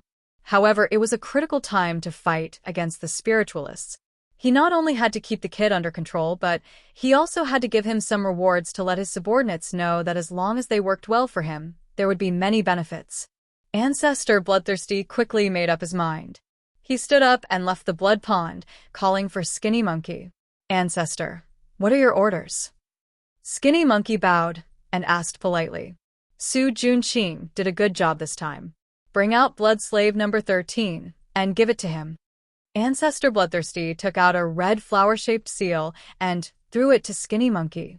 Skinny Monkey's heart jumped when he caught the seal. Blood slave number 13 was Yi Yunji. Su Junqing had sent Yi Yunji to the Ancestor to please him. Now, the Ancestor gave Yi Yunji to Su Junqing. What did he mean? What? Is there a problem? The Ancestor looked at the silent Skinny Monkey with a trace of doubt in his voice. Skinny Monkey immediately came back to his senses and said, I just can't remember who blood slave number 13 is. The one with the red mole between her eyebrows. Ancestor Bloodthirsty remembered clearly. Oh, it's her. Skinny Monkey suddenly understood and then showed a wretched and regretful expression. My brothers thought that the blood slave would definitely go to the blood cave. I'm going to be disappointed. What's there to be disappointed about? Send my message. After we resist the Spiritualist Alliance's attack, they can use my blood slaves as they wish, Ancestor Bloodthirsty said generously. Thank you, Ancestor. Skinny Monkey was overjoyed and immediately flattered him again. Old Ancestor is mighty.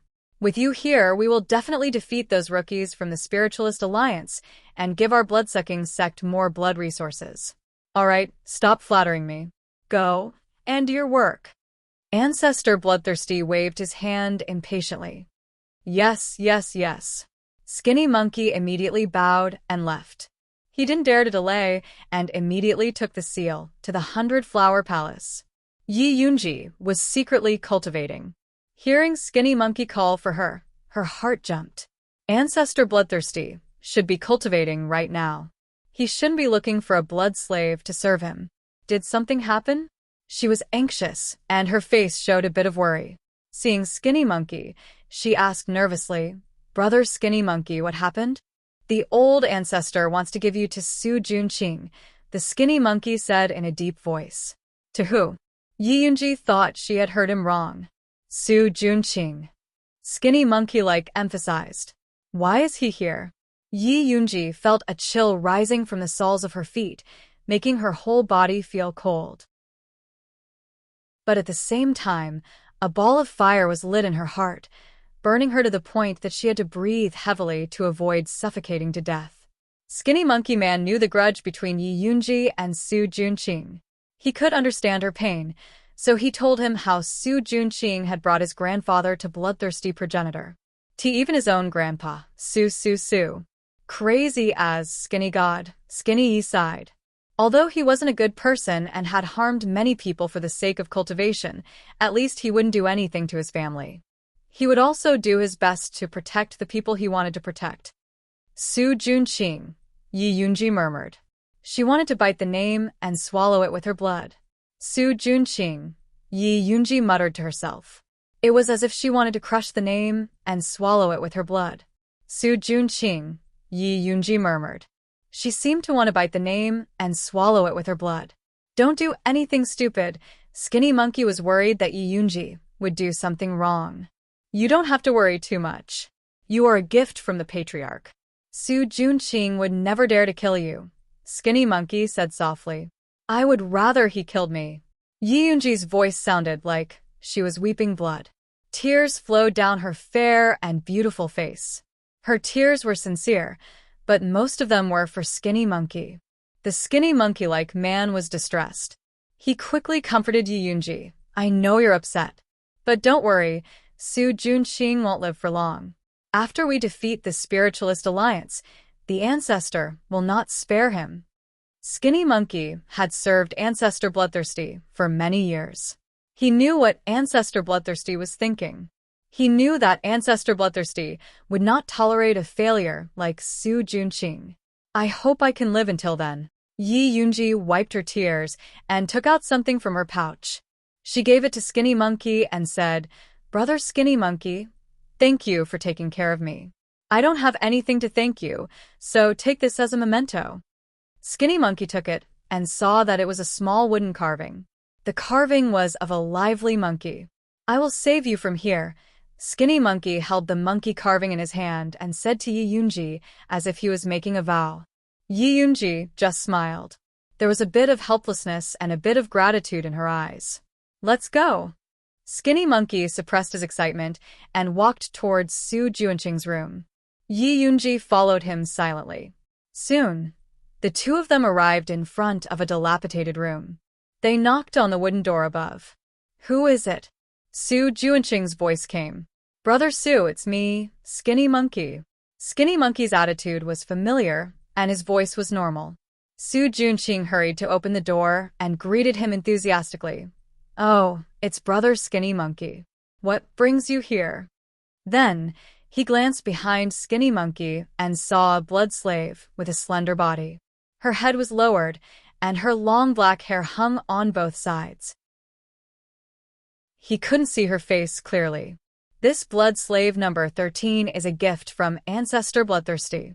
Skinny Monkey took out the red seal Ancestor Bloodthirsty had given him and pretended to be envious.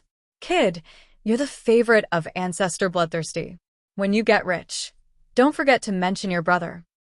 Don't say that, Brother Skinny Monkey. I need to rely on you in the future, Su Junqing said modestly. All right, don't stand on ceremony with me. Take this seal, drip a drop of blood on it, and then stamp it on this blood slave's body. She's yours now. This is a reward from the ancestor himself. You better enjoy it, kid. Skinny Monkey suppressed his heartache and pretended to be happy. He handed the seal to Su Junqing and said goodbye to him after a round of flattery. Take care, Brother Skinny Monkey. After Su Junqing saw Skinny Monkey off, he took the red seal and looked at the blood slave the Ancestor Bloodthirsty had given him. Although he couldn't see her face because her head was lowered, he could see that her body wasn't bad. Moreover, she was full of blood and flesh. Su Junqing knew that Ancestor Bloodthirsty only sucked blood and never had sex. These blood slaves were still very clean. Raise your head. Let me look at you. Su Junqing's voice was gentle like a lover's murmur. Chapter 226. Su Junqing had his own plans. This blood slave had served the bloodthirsty progenitor for a long time, so she should know something. He had just arrived at Blood Cloud Peak and needed someone to provide information. This blood slave was a good choice. The blood slave slowly raised her head. Her cloud-like hair fluttered along with her movements and fell on her cheeks, revealing a beautiful face. The red mole between her eyebrows was as dazzling as cinnabar under the candlelight. Yun Yunji. Su Junqing's eyes widened as he looked at Yi Yunji in disbelief. Why wasn't she dead yet? Sir Su, long time no see. Yi Yunji's resentful voice sounded in the room as if it was calling from hell. Yunji, are you alright?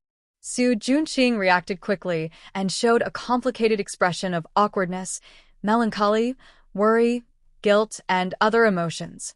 Thanks to Sir Su, I'm still alive. Yi Yunji said word by word. I know you must be blaming me. Su Junqing heaved a long sigh, but he was desperately trying to think of an excuse to fool Yi Yunji. He really didn't think that Yi Yunji was still alive and that the bloodthirsty progenitor had given her to him. Could it be that the old ancestor was warning him? You destroyed me and my family. Shouldn't I blame you? Yi Yunji's eyes burned with deep hatred. If it weren't for the fact that the spirit energy she had was not Su Junqing's match, she really wanted to rush up and die with him. Yunji, I know you hate me, but I have my own difficulties. Su Junqing wanted to say something, but stopped. He sighed painfully and said helplessly, You've been in Bloodthirsty sect for a long time, so you should understand my situation. I'm just a dog in Bloodthirsty sect. I have to obey the progenitor's orders. You mean that the progenitor forced you to do all those dirty things? Yi Yunji sneered. The progenitor wants the treasure map. Your Yi family is guilty of possessing it. If it were someone else in Bloodthirsty sect, your entire family would be captured and used as fertilizer. Yi wouldn't be able to escape. Su Junqing's words were very skillful. He did not try to absolve himself, but this comparison showed that he had been lenient towards the Yi family. At least she and Yi were still alive.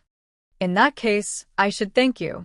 Yi Yunji was no longer the innocent girl from before.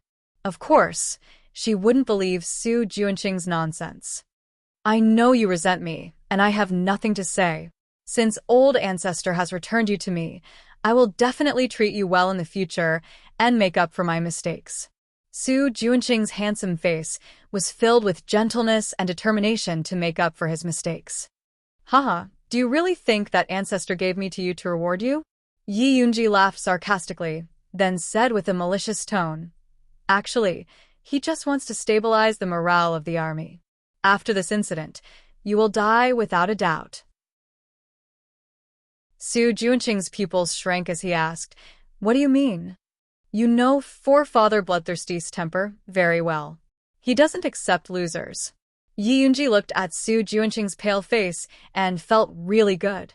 The failure of the Alchemy City plan has nothing to do with me. It's all because Yi Joga is too cunning. For the Forefather's grand plan, I even offered my own grandfather to him. Su Junqing angrily said. What's the point of saying that to me? I'm not the Forefather. Yi Yunji leisurely said. Su Junqing's face was ashen. He knew that Yi Yunji was telling the truth. The Forefather was an eccentric person and hated losers the most. Especially since the Alchemy City plan was related to his advancement, he couldn't afford to make any mistakes. Lu Yunfei and Xiong Yunhu were both dead, and he was the only one left alive. Su Junqing originally wanted to take Lu Yunfei's corpse and escape, but his bewitching art had reached a critical point. He had to come back for the next merit law. After thinking about it, Su Junqing finally came up with a way to use the old man as an apology. The bloodthirsty ancestor praised him for his filial piety. Although the Forefather didn't punish him for his negligence, he didn't give him the bewitching art either. Su Junqing already had a bad feeling in his heart, but Yi Yunji's words frightened him even more. Yunji, you have to help me this time. Su Junqing pinched Yi Yunji's shoulder, his eyes flashing red. This was the sign of the bewitching art activating. Yi Yunji stared into Su Junqing's eyes and began to feel dizzy. This familiar feeling immediately told her that Su Junqing was using the bewitching art on her again. The bewitching art had a lot to do with the fact that she was so hell-bent on following this heartless man. She had been thinking about revenge day and night, so how could she not be on guard against Su Junqing's move? Yi Yunji clenched her fists hidden in her sleeves. Her red fingernails smeared with heart-devouring powder pierced her palm. The unique pain of the heart-devouring powder immediately pulled her back to reality. Yi Yunji was clear-headed, but she still had a confused expression on her face. She answered Su Junqing's question in a daze. The forefathers' cultivation failed. The blood lotus is about to mature. The spiritualist alliance is waiting for an opportunity, and the bloodthirsty sect is wavering. Su Junqing listened to the good news coming out of Yi Yunji's mouth, and his face revealed a crazy expression. In this way, not only could he take advantage of the alliance's attack on the bloodthirsty sect to get the complete bewitching art, but he could also get more benefits. Furthermore, he could obtain more benefits, such as the precious blood lotus flower. Yi Yunji looked at Su Junqing's undisguised greed with hazy eyes, and her red lips curved imperceptibly. Su Junqing, I will definitely return the pain I've suffered to you 1,000 times over. Blood Cloud Peak was surging, but Shangjing was very calm. After Yi Jioge finished protecting Junie Chen, he left a bottle of essence cultivating pills and cherry pills for the awakened Luo Tian, and then returned with Zishang. As soon as he entered the gate, he heard buzzing sounds. A black and mighty fat insect flapped its wings and flew towards Yi Jioge and complained discontentedly. Where have you been? Master, and I have been waiting for you, for a long time. The feeling of being questioned by a goo insect was too fresh, so Yi Jioge replied very seriously, I went to see Junie Chen. He had some problems with his cultivation. Oh.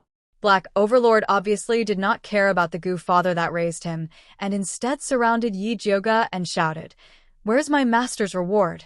Quickly give it to me. Since when could goo insects help their master get rewarded?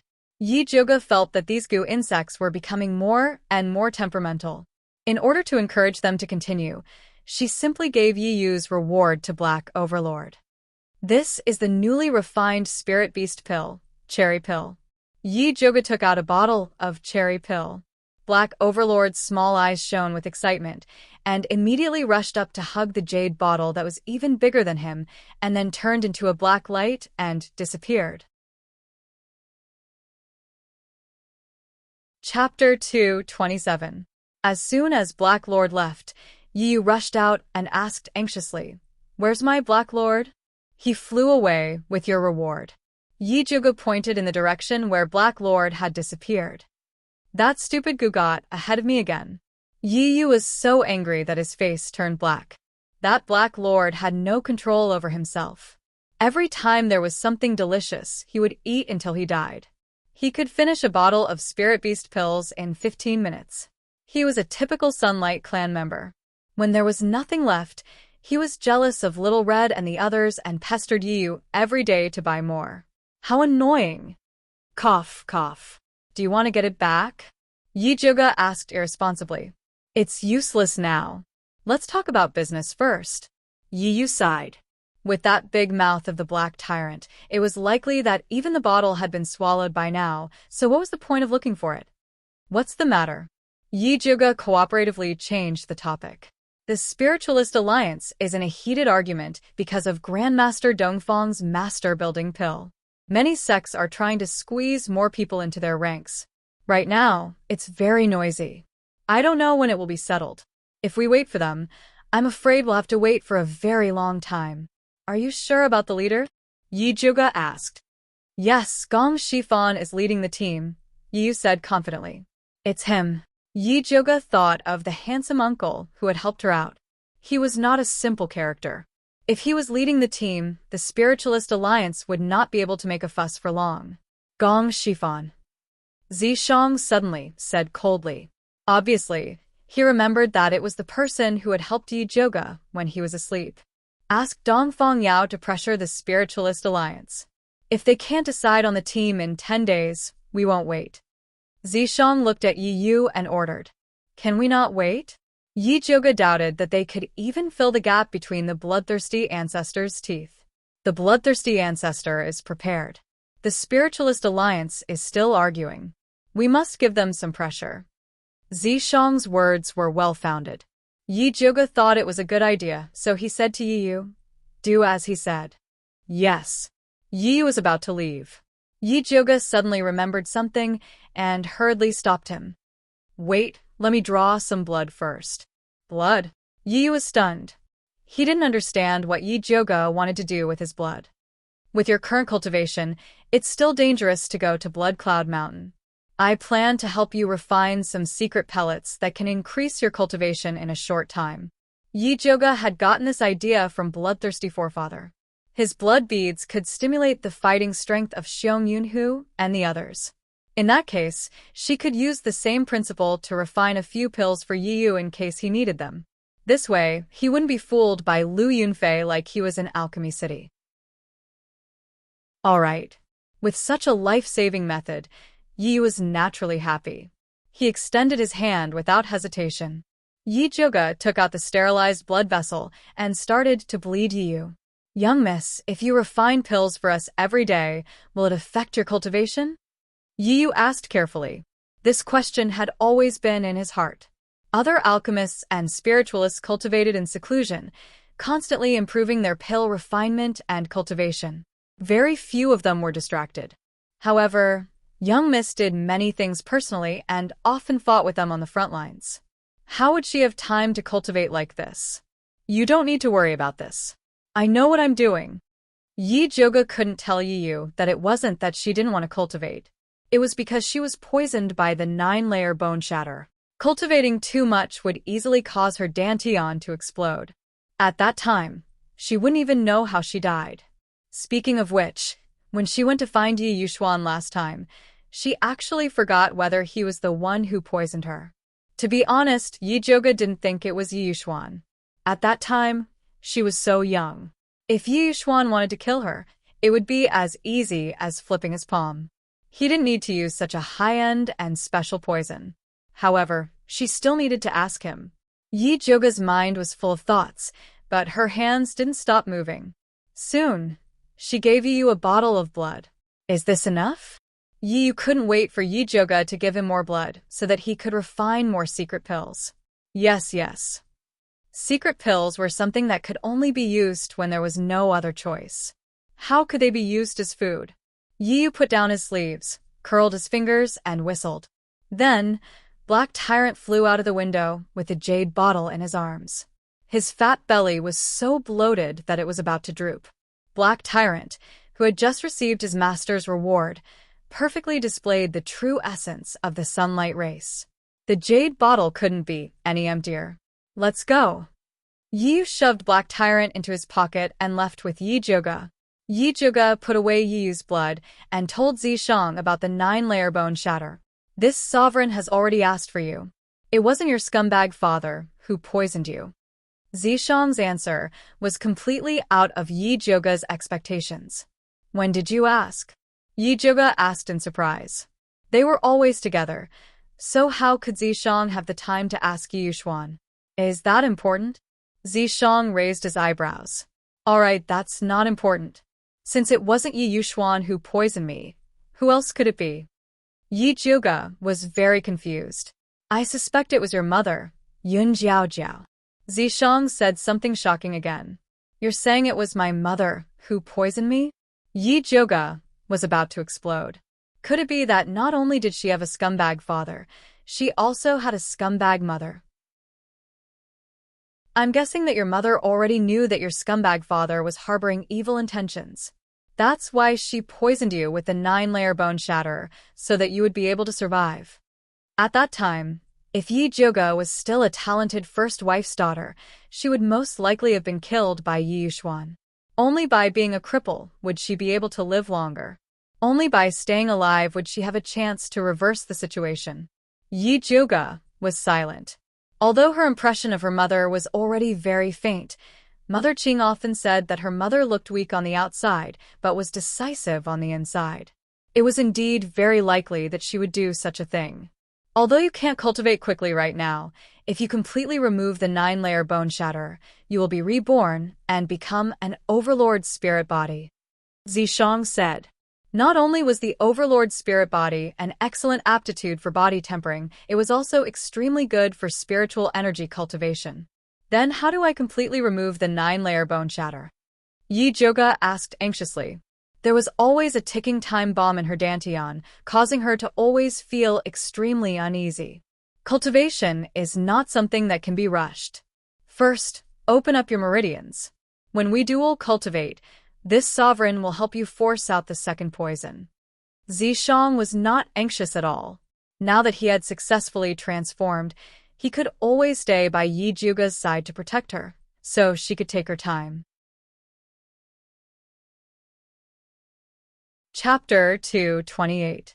You're not in a hurry, but I am. With Zishang's previous unreliable behavior, it would be strange if Yi Zhuge believed him. Don't even think about cultivating it. Use the white bone fire to refine your Thunder Snake illusionary whip. It will also increase your combat power. Zishang's voice was very sincere, but his attitude was very perfunctory. Really? Yi Zhuge took out the Thunder Snake illusionary whip from her waist. After a period of refining, this demonic weapon seemed to be more intelligent. The snake eyes on the handle faintly flashed with light. The snake body kept moving, but it was still a bit away from advancing. If you can get a 4th-rank Dark Soul Grass and refine the Thunder Snake illusionary whip, not only will it advance, it will also gain a Poison Fog skill. Zishang said. There is no Dark Soul Grass on the market in Thunder Country. Where can I find it? Yi Zhuge was depressed. Dark Soul Grass only grew in the nests of poisonous demonic beasts. Now that all the high-level demonic beasts were in the demonic race's territory, it was very difficult to find it. If there is a chance, this sovereign will go back to the demonic race and help you get a stack. But this chance would have to wait for a long time. He could not show himself in the demonic race now. Forget it. I will think of a way. Yi Zhuge shook her head. Zishang complained every day that she did not have enough demonic power. Unless it was absolutely necessary, she could not bear to order him around.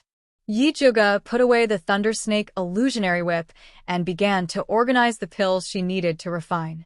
Previously, Luo Tian had mentioned to her that Bloodthirsty Sect had a mountain protection formation. Not only did it gather all kinds of miasma, poisonous gas, and bewitching gas, it also raised a large group of extremely vicious blood mosquitoes. It was very dangerous. Yi Zhuge wanted to refine a high-grade pill that could expel poison and ward off insects. But the 3-star nethergrass needed for this pill was not sold in Thunder Country. She was thinking if she should let Yu buy some from other places. Just as Yi Zhuge was organizing things, Mother Qing's voice came from outside. Eldest Miss, the Gong family has come to visit. Do you want to go out and meet them? Gong family? Yi Zhuge put down the brush and looked at Zishang.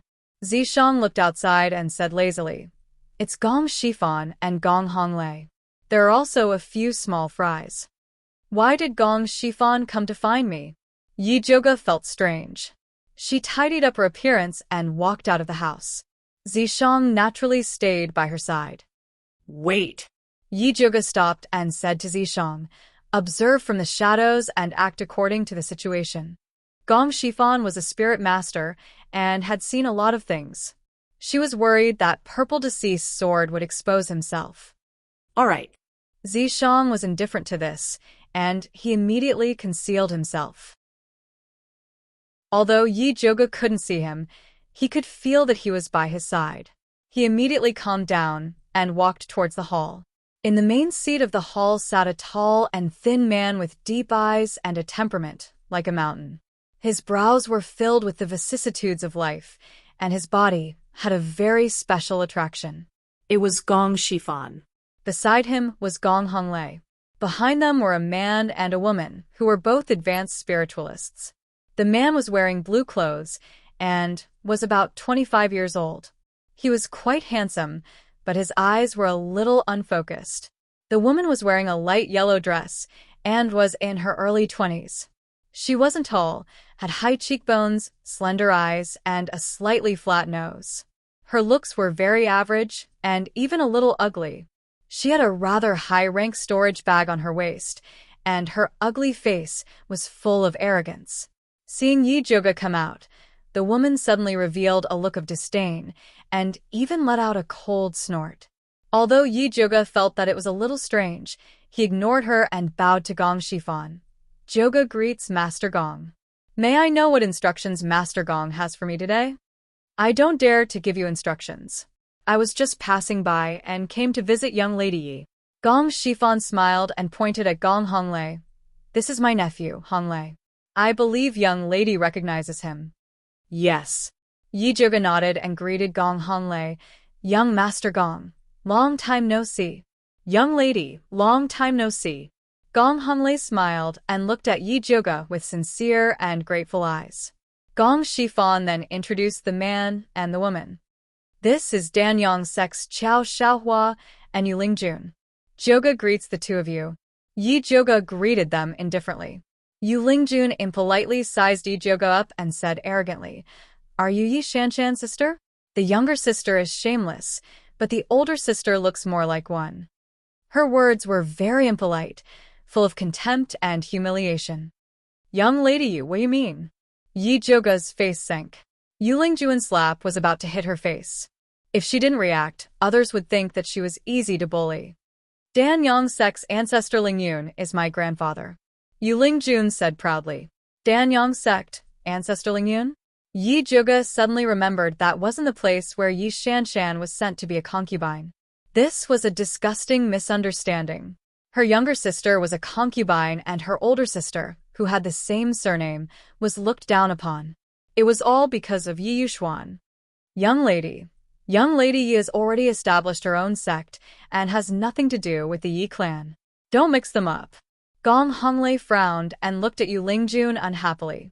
Yu Lingjun disdainfully said, If she has nothing to do with it, then why can't she change her surname? This has nothing to do with young lady Yu. Yi Joga was just short of saying that she was a busybody. Who said it has nothing to do with young lady Yu? Your younger sister is shameless and seduced my grandfather. Your Yi clan's upbringing is truly disgusting. Yu Lingjun wanted to say more, but she was stopped by Qiao Xiaohua. Junior sister, stop talking. Qiao Xiaohua signaled Gong Shifan with his eyes. Yu Lingjun noticed that Gong Shifan's expression was grave and cold. It was clear that he was very dissatisfied with her attitude. Yu Lingjun didn't dare to offend Gong Shifan and could only shut up. Gong Shifan suppressed Yu Lingjun and said, Young lady, we came here today to ask about Alchemy City and the heretic cultivators. I thought Big Brother Bai and Big Brother One already told you. Yi Joga heard from Yi Yu that Gong Shifan had already asked Bai Songling and Wan Ziang about the specifics. They did indeed tell me. They heard that the heretic cultivators are experts in using poison. The only thing that can deal with them is the goo worms that your subordinates nurtured. So, I wanted to ask if it's convenient for you to sell some to us?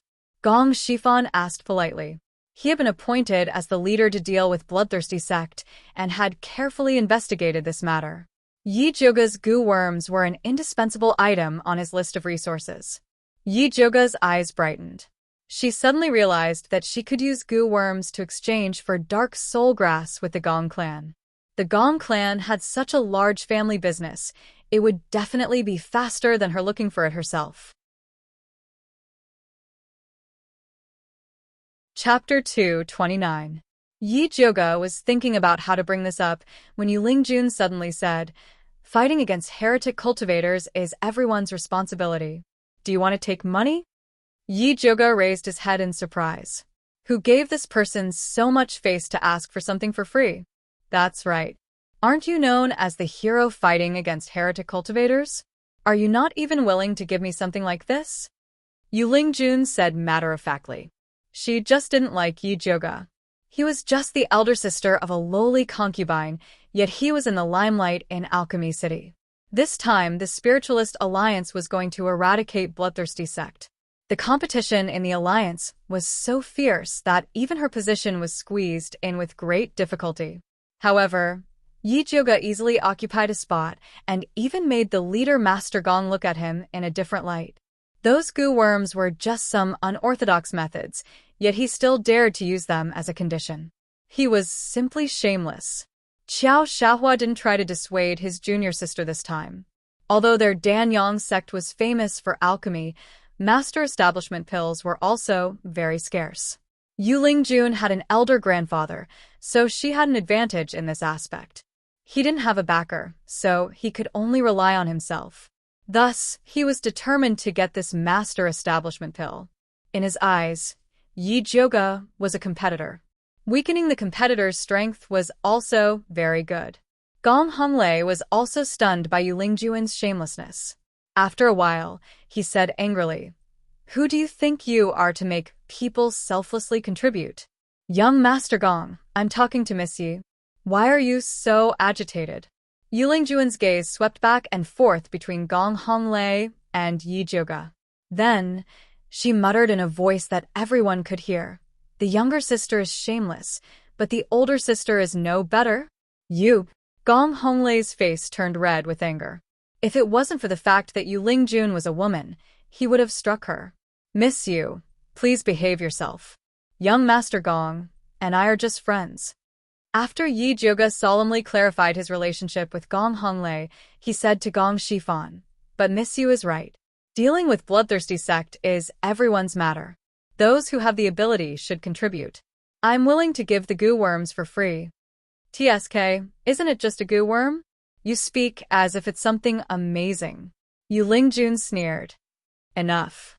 Qiao Xiahua also felt that his junior sister's words were a bit too much and quickly pulled her back. "Miss Yi, you don't have to do this." Gong Shifan frowned. He regretted bringing the two idiots from the Danyang sect with him. "Master Gong, you don't have to be so polite. It's everyone's responsibility to fight against evil cultivators. If it were Miss Yu, she would do the same." Yi Jioga looked at Yu Lingjun with a smile. "Of course," Yu Lingjun replied proudly. "Since that's the case, there's something I need Miss Yu's help with. I have the recipe for a high-grade insect repellent pill that can resist the bloodthirsty sect's defensive formation. I'm just missing some 3-star serene grass. Miss Yu is in the Danyang sect, so I'm sure you won't be lacking in spirit herbs. You'll definitely be willing to contribute them." Yi Jioga smiled as he dug a hole for Yu Lingjun. Gong Honglei could already tell that Yi Jioga was digging a hole for Yu Lingjun to jump into.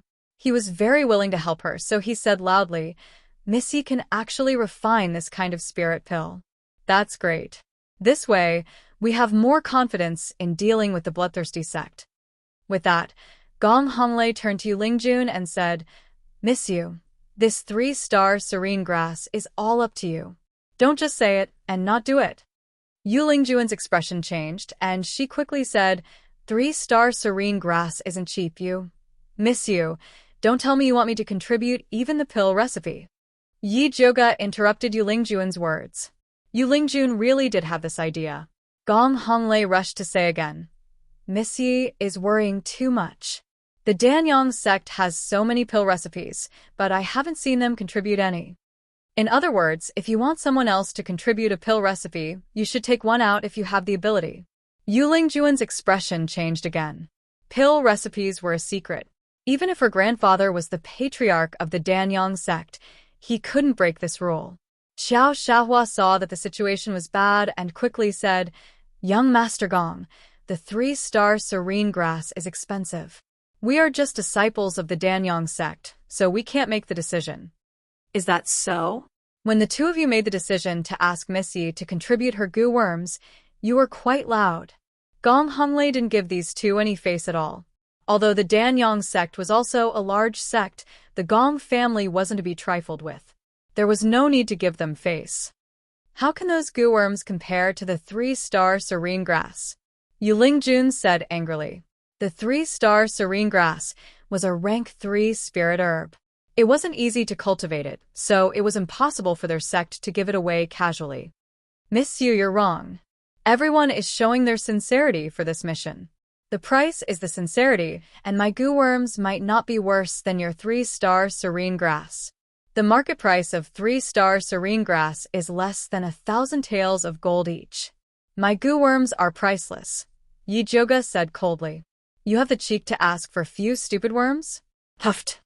Yu Lingjuan's face was full of anger. She wanted to go forward and give Yi Joga 2 slaps. Enough. Gong Shifan was really angry this time.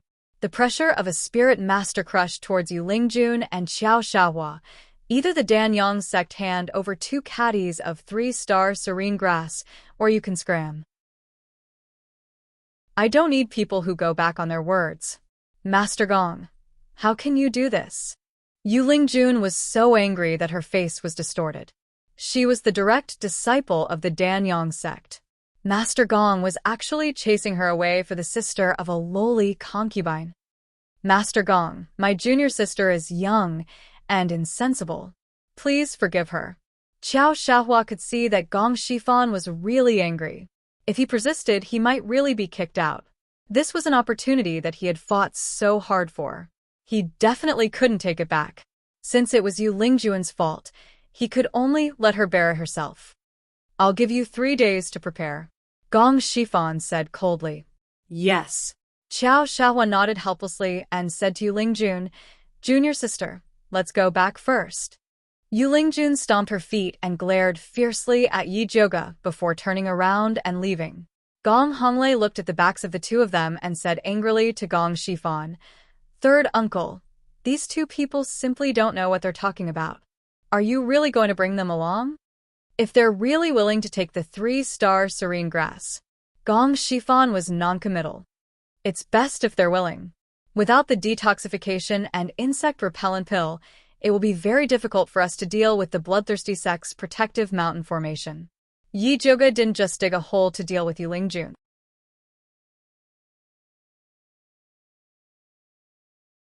Chapter 230. I wonder if young Miss can explain this mountain guarding formation in detail? Gong Shifan's expression became serious. Their spiritualist alliance didn't have any information about this mountain guarding formation. Of course. Yi Joga didn't hide anything and told him everything that Junie Chen told her. Gong Shifan was shocked when he heard that this formation was filled with obstacles and poisonous gas, and there were many hidden blood-sucking mosquitoes. It's actually so powerful. Yes, so I have to refine this poison-repelling and insect-repelling pill. Others didn't care, but Yi Joga definitely had to refine it. Danyang sect doesn't have enough 3-star serene grass. I'll give you another batch. Please help me refine a batch of pills for 30 people. As for the goo worms I mentioned earlier, I'll buy them from you under my own name. Just name the price. Gong Shifan requested solemnly. He never thought of taking advantage of Yi Joga. Master Gong is indeed straightforward.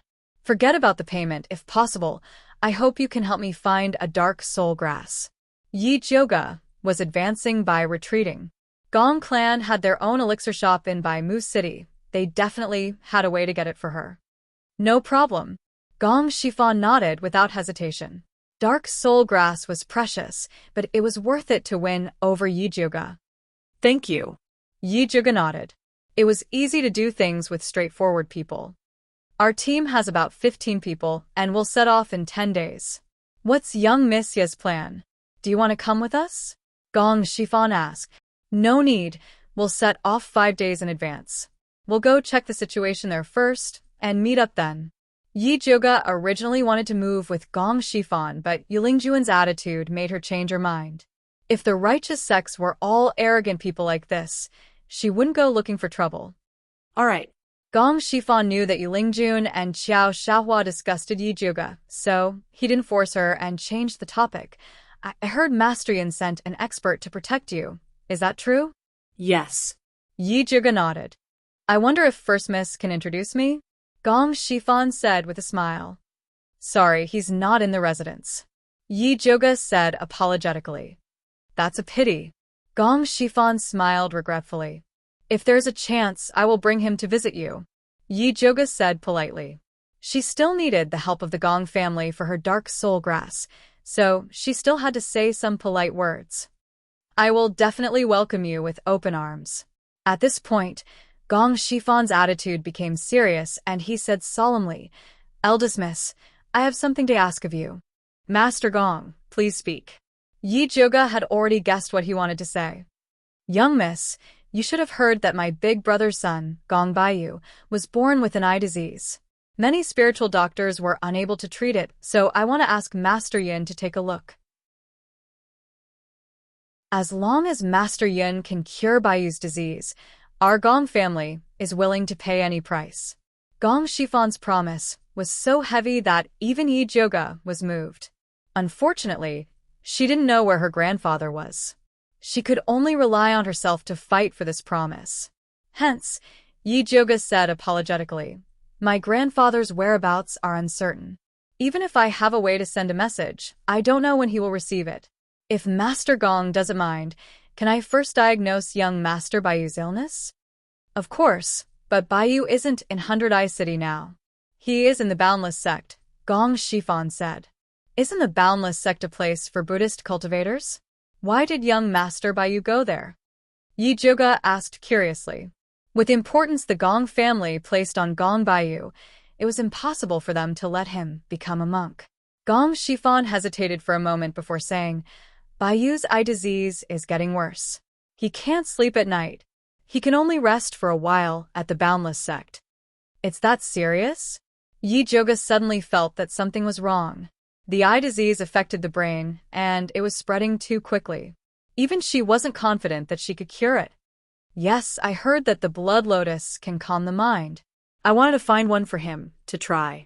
The reason why Gong Shifan was willing to be the team leader was not only to take revenge for Gong Hongyu, but also to obtain the blood lotus to alleviate Gong Baiyu's illness. "I see." Yi Zhuge sighed. Master Dongfang was also determined to obtain the blood lotus. He was even willing to use master establishment pills to exchange for it. He hoped that the blood lotus in the bloodthirsty sect would be enough for the two of them to fight for it. Gong Shifan chatted with brother Yijiao for a while longer.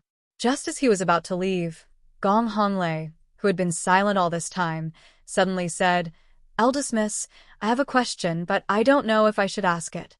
"Young Master Gong, please speak," Yi Zhuge said politely. "You are the only descendant of the Yun family. Why don't you change your surname back to Yun?" Gong Honglei really wanted to ask this when Yiling Jun humiliated Yi Zhuge. What was she supposed to say? When she broke off with her scumbag father and came out to establish her own family, she still wanted to change her surname. However, Emperor Xianwu suddenly gave her a Yi residence plaque. It was obvious that he wanted her to continue fighting with her scumbag father. She had just established her own family, so it wasn't good for her to embarrass Emperor Xianwu.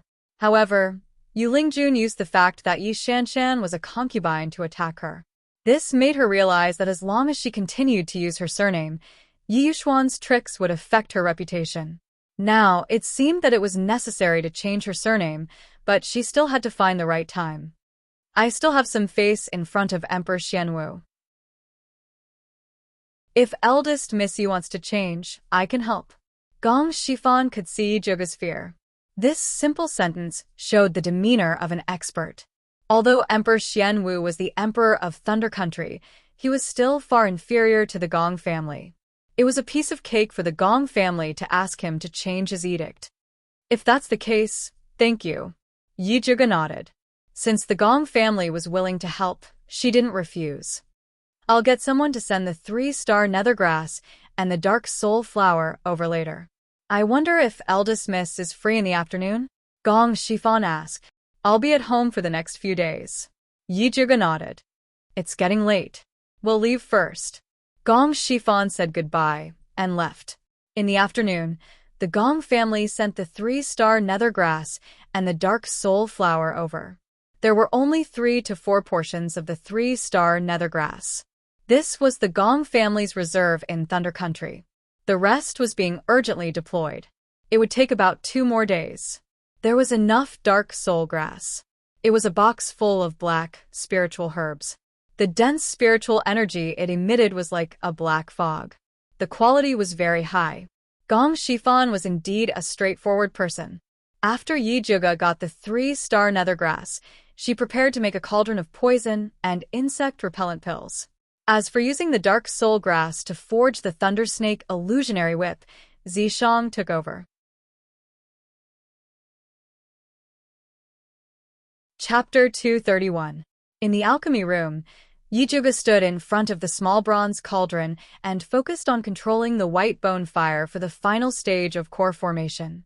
The cauldron emitted a white glow as the medicinal liquid quickly condensed into dozens of white pills.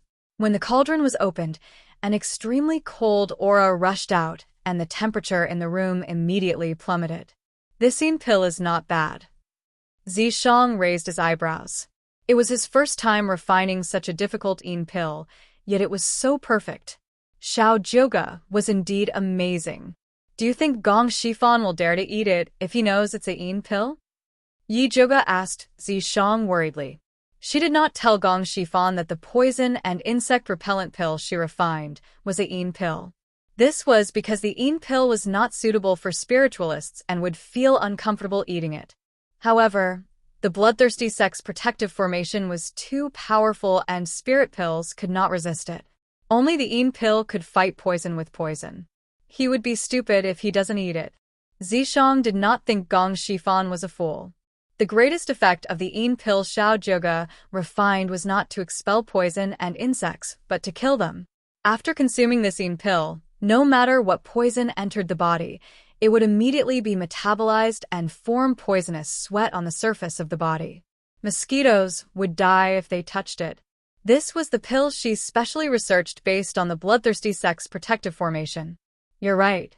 Since I've already refined the pill, it's up to them whether they eat it or not." As Yi Zhuge spoke, she put away the Yin pill in the cauldron. "2 more cauldrons, and then help me deal with the dark soul grass." Zishang glanced at the remaining 3-star nether grass. The Gong family and Danyang sect had sent another batch, so they could refine a total of 300 Yin pills, which greatly exceeded their budget. "Okay." Yi Zhuge quickly refined the remaining 3-star nether grass and went to help Zishang sort out the dark soul grass. Each dark soul grass was only the length of a pinky and was completely black. The thicker the mist emitted, the more poisonous it was. What Yi Zhuge needed to do was to use the white bone fire to extract the poison from the dark soul grass. Zishang stood in the corner and injected demonic power into the Thunder Snake illusionary whip. As the black and purple light poured into it, the Thunder Snake illusionary whip seemed to have awakened. Its snake eyes flickered with a cruel light. It nimbly flew out of Zishang's hand and circled around Yi Zhuge. Yi Zhuge set up a 3-finger-wide, 1-foot-long iron plate in the middle of the pill refining room. He then placed all the dark soul grass on it and summoned the white bone fire to roast the grass. Every time a dark soul grass burned out, it would turn into a cloud of black mist and try to escape. But before they could drift far away, they would be swallowed by the lightning snake illusory whip. More and more black fog appeared and fled in all directions. The Thunder Snake illusionary whip's movements also abruptly sped up. It moved around the house like a black lightning bolt, swallowing all the black mist into its mouth. Its originally silver-white body was gradually dyed with black mist, making it look even more ferocious. Zishang had been paying close attention to the Lightning Snake illusionary whip's movements. When the Lightning Snake illusionary whip swallowed the last of the black mist, he flicked his finger, and a drop of blood flew into the Lightning Snake illusionary whip's mouth. "What are you doing?" Yi Zhuge was shocked. Wasn't dripping blood to recognize the owner something she should do? Could it be that this guy wanted to steal her weapon? "You're thinking too much." How could Zishang be interested in this small demon equipment? His low HP was just to add another layer of protection to the demonic artifact. After absorbing Zishang's blood, the Lightning Snake illusionary whip immediately changed. On top of the silver snake, there was an additional black snake. The snake's head intertwined with the neck, and the snake's body intertwined, extending downwards. "Try it." Zishang threw the Lightning Snake illusionary whip to Yi Zhuge. After Yi Zhuge received it, she inserted her spiritual energy into it. The Lightning Snake illusionary whip immediately expanded, and a silver-white light shone, completely enveloping the black snake. After the upgrade, the lightning snake illusionary whip had even more attack power than before. But Yi Joga felt that it shouldn't be just that. She put her index finger into the snake's fang on the handle. After absorbing blood, the lightning snake illusionary whip changed into a demon equipment. In an instant, it became completely black, and its attack was incomparably strange. As long as one was hit, they would immediately die from poison. If it was at night, it would definitely be impossible to defend against. Yi Joga was very satisfied with this. I placed a seal inside. If you encounter a situation where you have to risk your life, you can open the seal. Zishang told Yi Joga the method to remove the seal. Yi Joga carefully memorized it. This seal was made by Zishang using her own blood essence. It was definitely her life-saving weapon. Yi Joga adapted to the new function of the lightning snake illusionary whip, then wrapped it around his waist and left the alchemy room. Then, he called Mother Qing over. Has there been any movement in the palace in the past few days? Did His Majesty give us any decree? Yi Joga asked. I haven't heard of any movement in the palace. Mother Qing shook her head and cautiously asked Yi Joga, Eldest Miss, what decree do you think His Majesty will give us?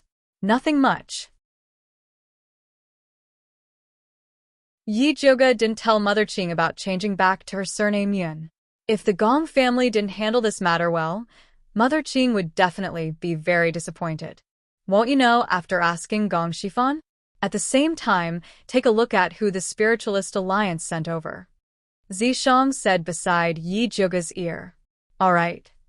Yi Joga nodded. The Spiritualist Alliance was the main force to deal with the bloodthirsty ancestor. She had to carefully understand their strength. If they were all swindlers like Danyang's sect, then she would have to consider whether or not to cooperate with them. The Spiritualist Alliance's special encampment in Shangjing was at 17 West Main Street. It wasn't very far. Yi Joga stored the 3 goo worms and 200 yin pills that Junie Chen sent over. Then, he sat in the carriage with Zishang and headed towards the Spiritualist Alliance's encampment. When they were about to get off the carriage, Yi Joga said to Zishang, same old method. Hide in the dark and act according to the situation. No. Zishang refused. Why? Yi Joga frowned. This guy was usually quite obedient. Why was he acting out today? No reason. Zishang directly got off the carriage and walked towards the gate. Wait for me. Yi Joga quickly followed. Did this guy still remember his identity as a guard? Sorry, I forgot. Zishang quickly turned back into an obedient guard. He stood behind Yi Joga without a sense of presence. Yi Joga knocked on the door. The person who opened the door was a clever young man. When he heard that Yi Joga was here to deliver pills to Master Gong, he said politely, Master Gong is at the martial arts field. This way, please. After saying that, he led the way. Yi Joga followed the young man through the long corridor. After turning a corner, they arrived at the incomparably spacious martial arts field. At this moment, the martial arts field was filled with spiritualists. It should be the team that Gong Shifan was leading this time. These spiritualists were all advanced spiritualists. Among them, Yuling Jun and Qiao Xiaohua stood in front of Yi Joga. Seeing Yi Joga walking over, Yuling Jun's eyes immediately revealed a resentful light. She lowered her head and said a few words to a young girl beside her. The young girl looked up at Yi Joga in surprise. She immediately revealed a mocking expression and touched her companion beside her. Just like that, the spiritualists at the scene quickly noticed Yi Joga's appearance. Chapter 232. The spiritualists all revealed expressions of disgust, disdain, contempt, and wretchedness. It was easy to imagine that Yuling Jun would definitely promote her sister's reputation among them. To these proud sons of heaven, a woman who became an old man's concubine was a lowly good. Even her sisters were lowly. Yi Joga acted as if he did not see these malicious gazes and only asked the young guard softly, Where is Master Gong? Please wait for a moment, I will go and call Master Gong. The young guard turned around and entered the house, leaving Yi Joga standing there. I was wondering who it was. Isn't this Miss Yi? What do you want today? Yu Lingjun crossed her arms in front of her chest, and her attitude was sarcastic. I am here to give Master Gong Gu worms and pills. Yi Zhuge smiled and said sincerely to Yu Lingjun, I have to thank Miss Yu for the 3-star serene grass, or else I would not be able to successfully refine this poison-repellent pill. When Yu Lingjun heard this, her face immediately turned red. Because of the 3-star serene grass, she was severely reprimanded by her grandfather, saying that she was too willful and immature. The most despicable person was that Yi Shanshan, who pretended to blame her for everything and wanted to apologize to her. Although she did not want this bitch to apologize, she did not mind humiliating her. She did not expect her grandfather to protect this little bitch and instead blame her for not knowing the rules and bullying her elders. When Yu Lingjun thought of this, she glared at Yi Zhuge with even more hatred and shouted angrily, since that is the case, then quickly hand over the goo worms and pills. Hand them to you? Yi Zhuge asked in surprise. Could it be that Miss Yu is in charge of managing the supplies? Of course not. Before Yu Lingjun could speak, a young man with a long sword on his back said, Managing supplies is such an important matter. How can it be her turn? Bailey Moyen, what do you mean? Yu Lingjun looked fiercely at the young man. I mean it literally. Bailey Moyen looked at her as if she was not stupid enough to not understand human language, instantly angering Yu Lingjun half to death. Yi Zhuge secretly sized up Bailey Moyen. He saw that Bailey Moyen had red lips, white teeth, and a handsome appearance. His pair of peach blossom eyes made him look rather distinguished, and the way he spoke also seemed to infuriate people to death. The man standing next to him was dressed in black. He was tall and had long black eyebrows. He looked cold and arrogant. Sensing Yi Zhuge's gaze, he glanced at her expressionlessly. These two were the only ones present who did not show any malice towards Yi Zhuge. Looking at the long sword on Bailey Moyen's back, it was very likely that he was from the same sect as Gong Honglei. It seemed that Gong Honglei had spoken good words about him to them. Other than the two men, the other spiritualists were like Yu Lingjun. They were very disdainful of her. Yi Zhuge lowered his eyelids. He already had a plan in mind. If you look down on me, you'll have a chance to cry. At this moment, Gong Shifan, who had received the news, walked out with Gong Honglei. He greeted Yi Zhuge warmly. Eldest miss, why are you free to come over? I'm here to give you pills and goo worms. Yi Zhuge took out a wrapped box from his Qianquan bag. May I know how many goo worms there are in total? Gong Shifan asked casually. Time was too tight. I only managed to cultivate 3. Yi Zhuge looked apologetic. In reality, Junie Chen had cultivated 13 of them, but she was not stupid enough to give them all to Gong Shifan. There are only 3. How are we going to divide them? Aren't you making things difficult for Master Gong? Yu Lingjun immediately questioned Yi Zhuge loudly. There's no need to divide them. These goo worms will automatically recognize me as their master. Yi Zhuge spoke softly. He did not change because of Yu Lingjun's bad attitude. These goo worms can actually recognize me as their master. They are indeed intelligent. Gong Shifan nodded in satisfaction. It was common knowledge that whether it was a weapon or a spirit beast, those that would automatically recognize their master were all of high quality. How do these goo worms recognize me as their master? Bailey Moyen looked at Yi Zhuge with his peach blossom eyes. He did not seem to be interested in the goo worms. Instead, he seemed to be more interested in the beauty Yi Zhuge. Everyone, take turns to put your finger into the box. Once the goo worm recognizes you as its master, it will automatically bite your index finger and sign a contract with you. Yi Zhuge ignored Bailey Moyen's flirtatious look. She solemnly took out the wooden box containing the goo worm. There was a small hole at the top that could fit an index finger. TSK, deliberately mystifying things. Yu Lingjun had a look of disdain. The other female spirit practitioners also looked like they were going to politely decline. They hated the worms to begin with. Now that they saw that they had to put their fingers into the box to let the worms suck their blood, they distanced themselves even further. As for Yi Zhuge, who dared to play with worms, they despised her to the extreme. I'll go first. How do we do it? Bailey Mayun immediately responded. Just put your finger in. Yi Joga handed the box over. Bailey Moyun raised his slender and fair index finger. Under everyone's gaze, he slowly inserted it into the box. Ah. Bailey Moyun's handsome face immediately revealed an expression of surprise. What's wrong? Gong Honglei quickly asked. It hit. Bailey Moyun withdrew his finger. There was a small wound on it. Then, a black shadow flew out of the box like lightning. It landed on Bailey Moyun's arm and quickly turned into a cocoon. Then it quickly broke out of the cocoon. It was a goo worm that looked like a peach-red bird. It had a pointed small beak, intelligent black eyes, peach-red feathers, and was only the size of a thumb. It was extremely cute. Oh my god, it's so cute.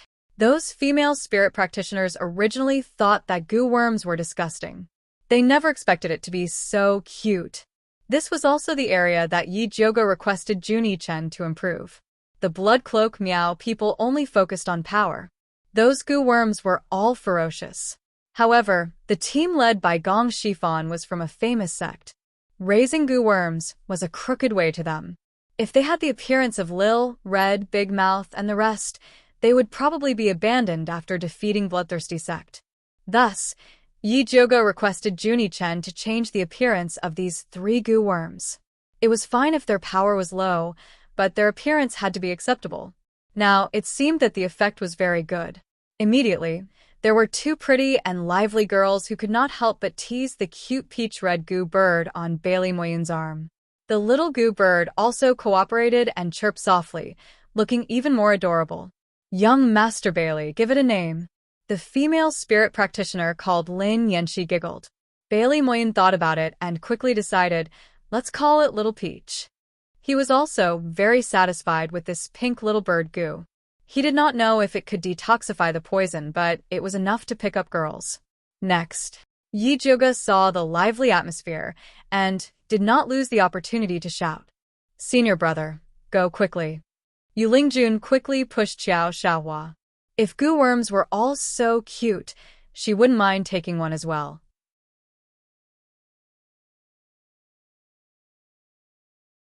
Chapter 233. Junior sister, watch me. Xiao Xiaohua said confidently. Although Yu Lingjun was a bit arrogant and not good-looking, he had to serve her well for the sake of the Lingyun ancestor. Go, go. Yu Lingjun saw that Lin Yanxi, who was standing not far away, was also tempted and immediately became anxious. Lin Yanxi was a disciple of the Tianxiang sect. Those stinky men would definitely fight over the remaining 2 goo in order to please her. I'll do it. Xiao Xiaohua immediately squeezed in front of Yi Joga. Yi Joga handed over the box indifferently. Xiao Xiaohua also put his finger into the box, but was immediately bounced out. Sorry, you don't meet the requirements for the goo to recognize you as its owner next. Yi Joga ignored Xiao Xiaohua's disappointed expression and immediately moved the box away. Wait. Xiao Xiaohua couldn't accept that he couldn't even subdue a goo. Just as he was about to argue with Yi Joga, he was pushed away by a tall and thin young man. Before Xiao Xiaohua could speak, Yu Lingjun already shouted angrily, Wang Haoqiang, what are you trying to do? There are so many people behind, and each one of them is as long-winded as you. When will the queue end? Wang Haoqiang glanced at Yu Lingjun with disdain. He looked so shabby and still had the face to make a fuss. Did he really think he was invincible because of the Lingyun ancestor's name? Their Qiqiao pavilion wasn't afraid of her spirit medicine sect. Pfft, you don't even want this goo. You just want to use it to please someone. Yu Lingjun said hatefully. Tisk, it's none of your business who I want to please. Wang Haoqiang didn't hide his thoughts at all. He saw Bailey Mayun using a little goo bird to please the female spirit practitioner, and he was already jealous. Especially Lin Yanxi, who he admired, also loved the little goo bird, so he decided that he had to get one for himself. Please put your finger in. Yi Joga acted as if he didn't hear their quarrel and said indifferently. Wang Haoqiang raised his index finger and stuck it in fiercely, constantly chanting in his heart, bite, bite. In the end, he flicked it even faster than Xiao Xiaohua. Sorry, you don't meet the rules for goo worms. Next, Yi Zhuge said according to the book. Impossible. Is this bug stupid? It doesn't recognize me. Wang Haoqiang said in disbelief. Strength, this is strength. Bailey Moyun said with a grin, then used his elbow to poke the stern man's waist and said with a grin, Ali, you should also try. Ali, Nangongli, a core disciple of the Purple Cloud sect, was also Bailey Moyun's best friend. Next, this time, Yi Zhuge directly walked in front of Nangongli. Nangongli frowned slightly. It was obvious that he did not want to participate. Just give it a try. Bailey Moyun incited from the side. Nangongli was so annoyed by Bailey Moyun that he casually put his finger into the box. Did we hit the jackpot? Bailey Moyun was even more nervous than Nangongli. Nangongli nodded his head. He looked at Yi Zhuge meaningfully but didn't say anything else. Quick, let's see what kind of goo worm you have. Bailey Moyun pulled Nangongli's finger out. Another black shadow came out of the box and stood on Nangongli's arm. It was a black eagle with blood-red eyes. The eagle, which was the size of a thumb, was both mighty and adorable, causing the female spiritualist to shriek. Yours is not bad too, Bailey Moyun exclaimed. However, he still liked to shout Tao more. Nangongli was originally worried that this goo worm would be very feminine, but he was relieved when he saw that it was an eagle. There's only one left. Yi Zhuge raised the box high and asked, who else wants to try? Honglei, give it a try. Bailey Moyun pulled Gong Honglei over and forcefully pressed his finger into the box. You. Gong Honglei looked at Bailey Moyun helplessly. With so few goo worms, he didn't even want to participate in this matter. It hit the jackpot. Bailey Moyun shouted with great experience. The last goo worm transformed into a cocoon. It was a majestic green praying mantis. Ha ha ha, it suits you. Bailey Moyun couldn't help but laugh. Gong Honglei's character was reckless and unyielding, and he often acted like a mantis trying to stop a chariot. This goo worm was very suitable for him. It seems that when these goo worms form a contract, they also follow their master's will. Gong Shifan laughed. That's right. Pleasing the master is also a sign of submission. Yi Zhuge took the opportunity to boast about how intelligent his goo worms were so that Gong Shifan wouldn't think that he suffered a loss. 3 lousy worms. Why would they recognize their master? It's obvious that you're secretly manipulating them. Wang Haoqiang ordered. The other failed candidates also responded. I was wondering why Master Gong was so protective of her. It turns out that he's so good at pleasing people. We're really inferior to him, Yu Lingjun said sarcastically. Many people agreed with her. These spiritualists came from various large sects, and they were dissatisfied with Gong Shifan, the leader who suppressed their own seniors. They didn't dare to say anything in the open, but they dared to agree in secret. Yi Zhuge treated Yu Lingjuan's sarcasm as a dog's bark. This was Gong Shifan's territory, so it was not her turn to be in the limelight. In the end, before Gong Shifan could speak, a pleasant and clear voice sounded behind her. Spiritual objects belong to the capable. What right does a useless person have to question it? Who's there?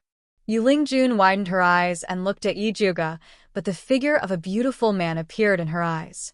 His black eyebrows reached his temples, his black eyes were as bright as stars, his nose was high, and he had a rosy and charming appearance.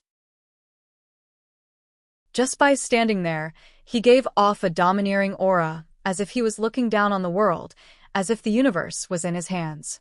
Yu Lingjuan's heart was beating faster. She had seen many handsome men in the Danyang sect, but compared to the person in front of her, they all paled in comparison. The world was dark and gloomy. It was as if he was the only bright light. When did such a devilishly handsome man appear? It was unbelievable that she didn't even notice it. There were many people who felt the same way as Yu Lingjun, and most of the female spiritualists stared at him. The male spiritualist was filled with hostility. They didn't even notice when this devilishly handsome man appeared. It was as if he suddenly appeared as soon as he spoke. What are you doing? Yi Zhuge was most annoyed by Zishang's behavior, attracting bees and butterflies. Was he afraid that people didn't know he was handsome? Of course, I'm teaching these useless people how to be human. Zishang replied seriously. You're a demon, teaching others how to be human. Don't you have any shame? Yi Zhuge glared at Zishang fiercely and said in a low voice, Go down. Don't cause trouble for me. Unfortunately, given the current situation, it was too late for Zishang to go down even if he wanted to, because Gong Shifan was already looking over.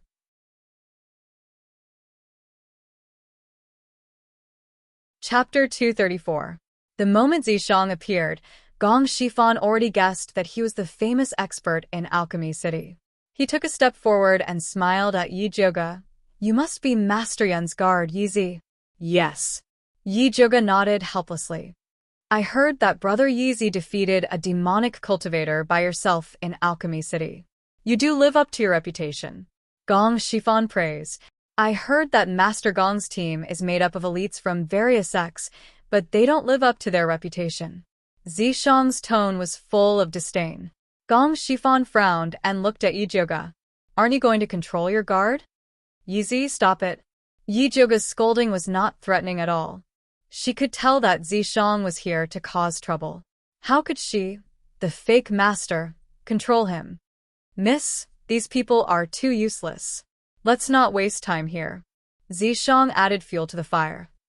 Brother Yizi, be careful with your words. Gong Shifan's voice turned cold. Though he really wanted to rope this expert in, he couldn't pretend that he didn't hear such a merciless slap in the face. Brat, don't be too arrogant.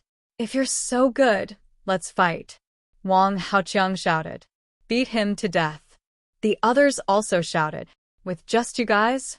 Zishang smirked and said in disdain. Since you're looking for a fight, there's no need to take turns. Come at me together. Brat, how arrogant.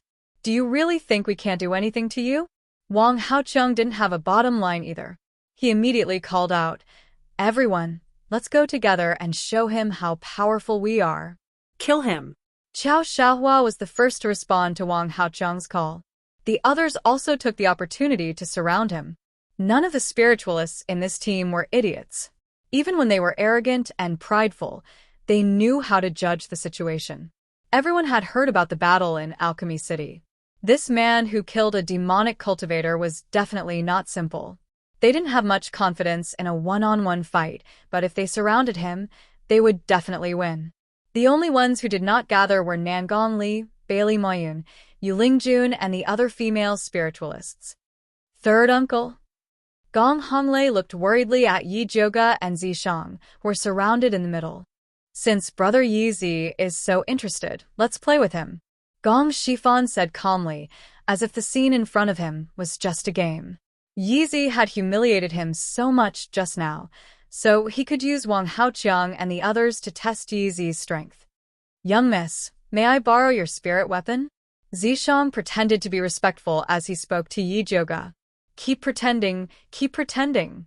Yi Zhuge unsheathed the lightning snake illusionary whip with a dark expression and heavily handed it over to Zishang. Then he walked to the side. Zishang shook the whip and said to Wang Haoqiang and the others, Come. Go. Wang Haoqiang immediately rushed forward. In his hand was a scythe-shaped spirit weapon. With a light wave, countless flat green wind blades shot out. Qiao Xiahua's spirit weapon was a medicine pestle. It emitted a green light and instantly turned into countless vines that fixed Zishang in place. The other spiritualists were overjoyed and did not have any intention of cooperating. They ordered their spirit weapons to attack Zishang. In the blink of an eye, the colorful spiritual light surged toward Zishang. Yu Lingjun stood at the side and watched nervously. Although Zishang's words were very infuriating, she could not bear to see such a handsome man being defeated. The spiritual lights exploded, and the light dissipated. Zishang, who was supposed to be battered and exhausted, was nowhere to be seen. Where did he go? Wang Haoqiang quickly looked around. There. Qiao Xiahua's eyes were sharp. He had already seen Zishang appear beside Yi Zhuge. Why did you come back? Yi Zhuge looked at Zishang cautiously. Could it be that he did not have enough demonic power and wanted to drag her down to fight with him? I came to invite you to watch the show. Zishang's smile was casual and lazy, but the faint domineering aura was not to be ignored. He did not move at all, but the Thunder Snake illusion whip in his hand suddenly burst into a dazzling light, then it turned into a giant python and rushed out. Smash it! Wang Haoqiang roared and took the lead to attack the Thunder Snake illusion whip. Qiao Xiaohua and the other spiritualists also followed behind him and attacked at the same time. The bright Thunder Snake illusion whip hung high in the air and could not be avoided at all. After being hit by countless spiritual lights, the light immediately dissipated. TSK, I thought he had some ability, but he is only SOSO. Wang Haoqiang was proud. This spirit weapon was the lifeblood of a spiritualist. Smashing his weapon was no different from smashing him. Qiao Xiaohua did not relax his vigilance and kept staring at Zishang's movements. Seeing him raise his hand to make a strange sign, he immediately shouted, "Be careful." The Thunder Snake illusion whip exploded again and shot countless silver lights towards the spiritualists present. This explosion was too fast. Many spiritualists did not even have time to react and were pierced by these lights, making bursts of screams. "You're crazy." Wang Haoqiang's reaction was the fastest. He instantly dissipated 2 lights, but was still injured by the light. His face and body were instantly left with countless wounds. Qiao Xiaohua was the most miserable. His face was swept by several lights and was covered in blood. It looked very terrifying. "Stop!" Yu Lingjun immediately screamed. Gong Shifan also could not bear it anymore.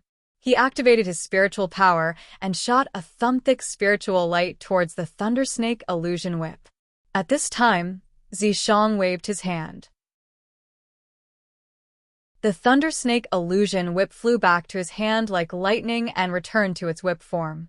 "Brother Yi Zi, it is only a spar. Why do you have to hurt people like this?" Gong Shifan looked at Zishang with a sullen face. Although he did not like Wang Haoqiang and the others, he was the one who was embarrassed when they were beaten so badly. "It is only a flesh wound. If you can't even endure such a small injury, then don't go to the Blood Cloud Peak to die."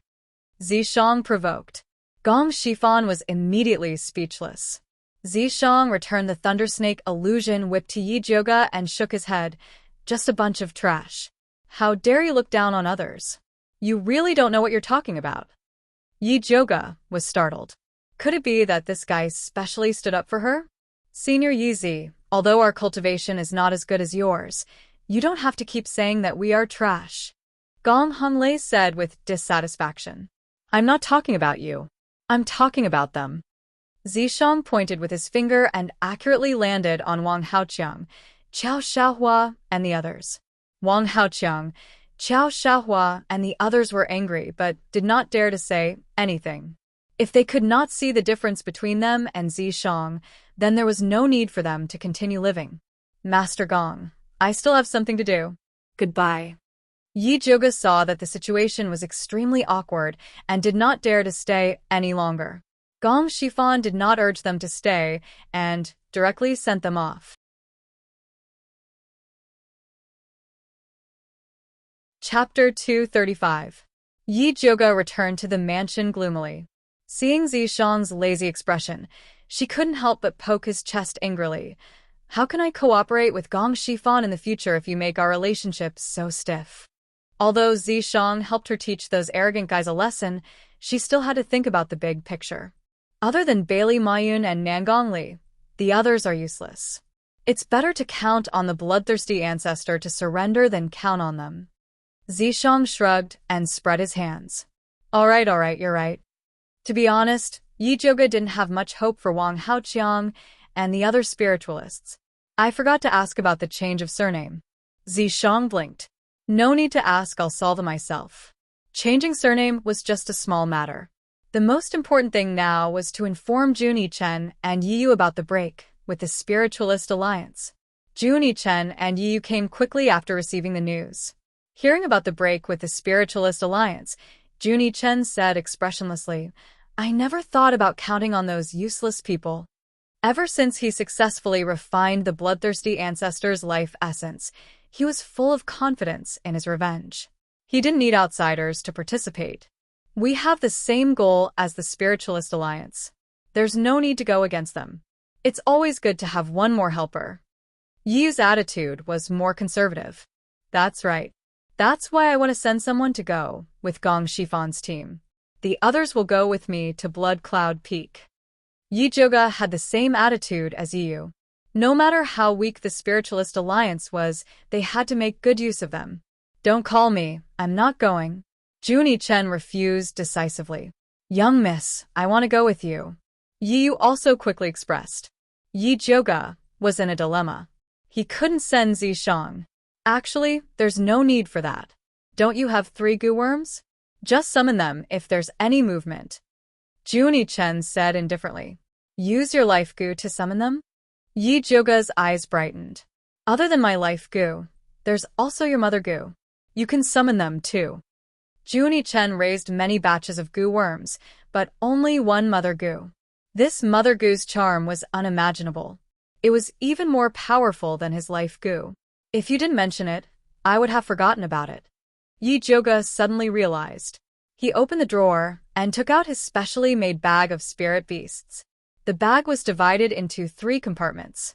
The leftmost one was the treasure-seeking scorpion couple, the middle one was the pink mother parasite, and the right one was the sleeping fat black rat. Yi Zhuge took out the pink goo bug from the cloth bag and saw that its fat lower body had started to turn into a cocoon. Only its round little head was still sticking out. As soon as they saw Yi Zhuge, they stretched out their necks and squeaked like little birds crying piteously for food. Master, I'm so hungry. Sorry, I forgot about you. Yi Zhuge apologized as he crushed the cherry pill and fed it to it. The pink goo worm ate 20 cherry pills with a blissful expression before it reluctantly formed a pink cocoon with its round belly. It evolved so quickly? Junie Chen's eyes flashed with surprise. Is this good or bad? Yi Zhuge had never raised a goo worm before, so he couldn't really tell the situation in front of him. Of course it's good. The reason why mother parasites are hard to cultivate is because they develop very slowly and have a high mortality rate. Normally, mother parasites need at least 5 years to be able to evolve. Yours evolved in less than half a month. You must have fed it something good. Junie Chen looked at Yi Zhuge with an accusatory gaze. It was as if Yi Zhuge had secretly left something good for the mother parasite. You saw it just now. I just fed it some cherry pills. Yi Zhuge said innocently. Actually, she had already guessed that the pink mother goo's evolution was related to the fat black rat. The treasure-seeking scorpion thought that the bag was too small and wanted to bring its wife to a more comfortable place. However, the female scorpion said that living in the bag was very comfortable and that her internal injuries were much better. This bag was made of the most common cotton cloth, and there was nothing special about it. The only thing special about this place was the fat black rat that was in deep sleep. However, there was no need to tell Junie Chen about this. This purebred goo baby's life goal was to revive the blood cloak Miao tribe's glory. If he knew that the fat black rat could promote the evolution of goo worms, he would do anything to snatch it. You must have added something to it. Although Junie Chen was dissatisfied, he only grumbled and did not ask further. In his mind, Yi Zhuge was the world's #1 alchemist. It was not surprising that he could refine anything good. The mother parasite was his goo worm. It was normal to take care of it first. When will this little mother parasite complete its evolution? Yi Zhuge asked as he put the mother parasite's pink cocoon back into the bag. That's hard to say. It depends on its situation. Junie Chen did not dare to make a conclusion about the goo worms that Yi Zhuge raised. If that's the case, I can only rely on you to summon the 3 goo worms. However, be careful when you summon them. Don't let anyone find out. Yi Zhuge warned. It was immoral to privately control other people's goo worms. If Bailey Moyun and the rest knew about it, they would immediately abandon the 3 goo worms. Do I need you to tell me that?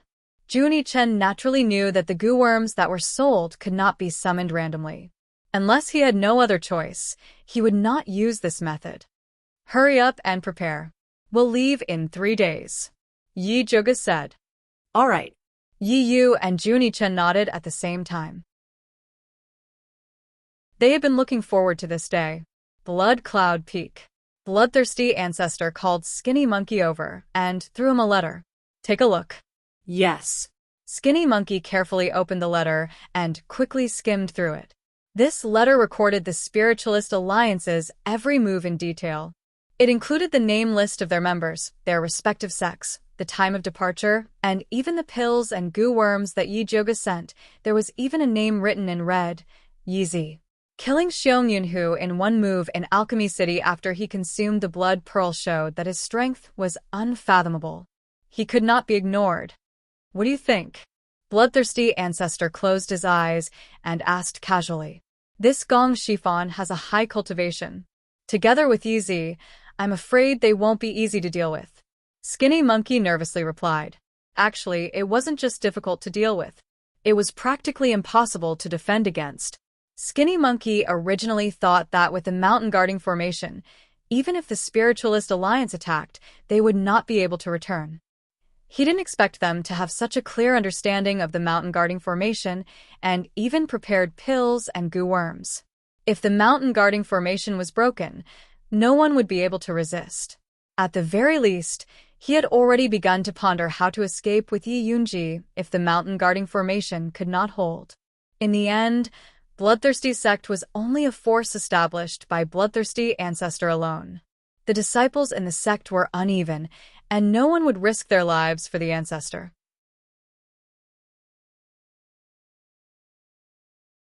Chapter 236. You don't need to worry about this. I have a way to deal with it. Tell the people to keep an eye on the protective formation. If anything goes wrong, I will use you to refine it. Bloodthirsty ancestor opened his eyes. His gaze was like lightning that could see through people's minds. Skinny Monkey shivered inwardly. He hurried to answer. Forefather, don't worry. I will keep an eye on the protective formation. Do it well. I won't mistreat you. Bloodthirsty ancestor nodded. After a while, he asked, how's Su Junqing recently? Su Junqing has been very active in the sect. He has made friends everywhere. He has collected a lot of blood essences, so he has a lot of connections. He's generous. Bloodthirsty ancestor's dry face showed a strange smile. I also received his gift. Forefather, please take a look. Skinny Monkey took out a palm-sized glass bottle from his pocket and respectfully presented it to Bloodthirsty ancestor. The red liquid inside the glass bottle was very viscous. It was the essence of human blood. If he is so kind, then you should accept it. Bloodthirsty ancestor waved his hand. He didn't really like this kind of thing. Yes. Skinny Monkey put away the glass bottle with a smile. How is Blood Slave number 13? Bloodthirsty ancestor asked again. I don't know how to say it. Although Su Junqing treats Blood Slave number 13 well, he seems to be afraid of her. I don't know what's going on. Skinny Monkey and Yi Yunji were very secretive. He could pretend that he didn't know about the grudge between Su Junqing and Yi Yunji. Bloodthirsty ancestor didn't expect that Skinny Monkey would be so daring to covet his blood slave. Thus, he didn't notice anything strange. He just ordered, keep an eye on Su Junqing. All right, you can leave now. Yes. Skinny Monkey bowed and left. Bloodthirsty ancestor sat on the big chair. After pondering for a while, he patted the armrest and spun it. Immediately, a dark passage appeared under the chair. Bloodthirsty ancestor walked to the end of the dark passage. He saw a red platform that was half the height of a human. A skull as white as jade was placed on it. The top of the skull was lifted. There was a faint bloodstain on it. It was obvious that it was used often. Forefather Bloodthirsty bit his finger and squeezed some blood onto his skull. The eyes of the skull immediately flickered with 2 balls of fire, and a ball of light shot out from the top of the skull, hitting the opposite wall. In the light, a little boy wearing a black robe appeared. He looked to be about 5 or 6 years old. He looked quite cute, but his pair of dangling tips looked very arrogant.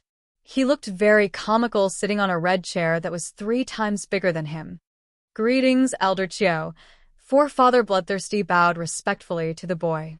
What business do you have with me? The little boy asked impatiently. Elder Chiu, the people from the Spiritualist Alliance, somehow heard that our bloodthirsty sect is cultivating blood lotuses. They've sent a small team to snatch them. I'm afraid that I'll delay Elder Chiu's business, so I came to report. Bloodthirsty Forefather didn't dare to say that he had plotted against the City Lord of Alchemy City to attract this attack. Instead, he pushed all the blame onto the Spiritualist Alliance. F***CK, those guys from the Spiritualist Alliance actually dared to covet my blood lotus. They are courting death. The little boy immediately flew into a rage and slammed the chair he was sitting on. He wanted nothing more than to rush out and kill the Spiritualist Alliance. I've had a problem with my cultivation recently. The Spiritualist Alliance is coming at me fiercely, and I'm afraid I can't stop them. Please help me, Elder Chiu, Bloodthirsty Forefather cried. He was just trying to coax Cho's senator. He hadn't been able to finish his cultivation perfectly last time, but it didn't affect him too much. Fighting the Spiritualist Alliance wasn't a problem. However, he had always been a sly old fox, so he naturally had to find help for such a difficult task. No problem. I'll send someone to help right now. When the time comes, we'll capture the Spiritualist Alliance in one fell swoop. They'll be perfect fertilizer for my blood lotus, the little boy shouted arrogantly. Then I'll wait for the envoy's arrival. Bloodthirsty Forefather was extremely excited and moved to tears. Just you wait. They'll be here in 2 days at the latest. The little boy waved his hand, and the image immediately disappeared. Bloodthirsty Forefather finally straightened his back, a satisfied expression on his face. With Incorp's sect's help, no matter how well-prepared the Spiritualist Alliance was, they would still die. In Incorp's sect, thousands of miles away. After Chosen closed the image with Bloodthirsty Forefather, he sent out a communication talisman and shouted, "Yue, come in." A moment later, a lazy voice came from outside Forefather Chosen's cave. "Elder, are you calling me?" "Yes, come in," Chosen responded. The stone door of the cave opened, and a fragrant wind wafted in. Then, a beautiful woman walked in. It was Chosen's eldest disciple, Siue. She had a pair of limpid eyes, and when she looked at people, it was as if she wanted to see into their hearts. She wore a dark red chest-length dress, revealing a large portion of her fair skin, and was full of charm. Although Chosen had turned into a child because of his cultivation technique, he still admired women like a grown man. He really liked this charming eldest disciple. Disciple greets Elder. What instructions does Elder have for disciple? Siue bowed, and the deep cleavage on her chest dazzled people's eyes. Go to Blood Cloud Peak and bring back the blood lotuses. Also, take care of Bloodthirsty Forefather, Cho-san ordered calmly. At this moment, he did not have any of his previous irritable appearance and was terrifyingly cold. Blood Cloud Peak, that place is so far. Siue looked at Cho-san with resentment and said coquettishly, "Disciple made this trip on behalf of Forefather. If Forefather does not have any instructions, Disciple will not comply. Besides the 3 blood lotuses, everything in Blood Cloud Peak is yours." Cho-san waved his hand generously. "Thank you, Elder." Siue immediately showed a fawning and obedient smile. Bloodthirsty Forefather had operated in Thunder Nation for a long time and should have accumulated many good things. She would not suffer a loss on this trip.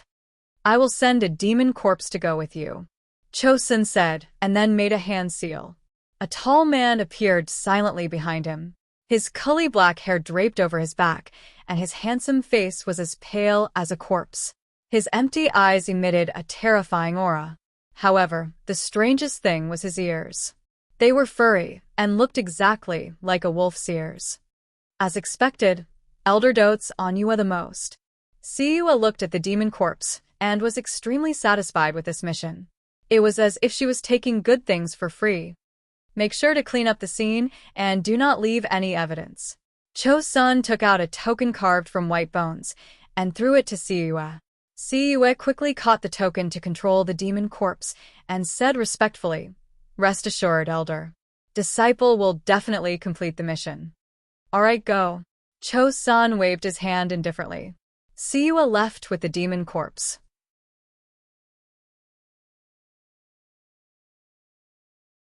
Chapter 237. Inside Blood Cloud Peak. After Bloodthirsty Ancestor received Elder Chosen's promise, he spread this news throughout the sect. The Bloodthirsty sect disciples were in an uproar. They never knew that Bloodthirsty Ancestor was related to the Corpse sect. That was one of the 5 great sects of the Demon sect, famous for their control of corpses. Compared to the Corpse sect, the Thunder Country's spiritualist alliance was nothing. After this news came out, the entire Bloodthirsty sect felt honored. The previously shaken morale quickly stabilized. Everyone rubbed their fists, wanting to perform well in front of the Corpse sect elders. Su Junqing was also very excited when he heard this news. These large sects usually only operated in Great Spirit City. It was almost impossible to see them in a small place like Thunder Country. He did not think that Bloodthirsty sect would be able to get in touch with them. If he could use Bloodthirsty sect as a springboard to enter the Corpse sect, he would soar. At that time, it would not be difficult to become a spirit master or even a spirit king, let alone a spirit master. When he was successful, the Dongfang family, Spirit Alliance, and Bloodthirsty Ancestor would all kneel at his feet and beg for mercy. When Su Junqing thought of Bloodthirsty Ancestor, it was like a bucket of cold water was poured over his heart. It was already good that Bloodthirsty Ancestor would spare his life. It was impossible for him to recommend him into the Corpse sect. No, he had to think of a way to seize this opportunity. He heard that the helper sent by the Corpse sect was a woman. If he planned it well, he might have some hope. 2 days later, Blood Cloud Peak was very lively. The hall was decorated and filled with good food and wine. The blood slaves, who usually wore revealing red muslin, all changed into simple and conservative blue cotton dresses to act as maids. The other Bloodthirsty sect disciples were ordered to rest in their own rooms to avoid offending the nobles of the Corpse sect. Bloodthirsty Ancestor brought Skinny Monkey and other trusted subordinates to the hall with Siyue. Lady Emissary, the banquet is ready. We are just waiting for you to take a seat. Our place is simple. If there is anything lacking, please forgive us, Emissary, Bloodthirsty Ancestor said respectfully. Forefather Bloodthirsty, you're too polite. You've worked hard for Elder Chiu in the Thunder Nation. Elder Chiu misses you a lot.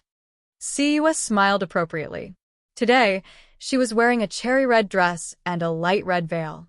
She didn't want to give even a piece of her skin to a country bumpkin like Bloodthirsty Forefather.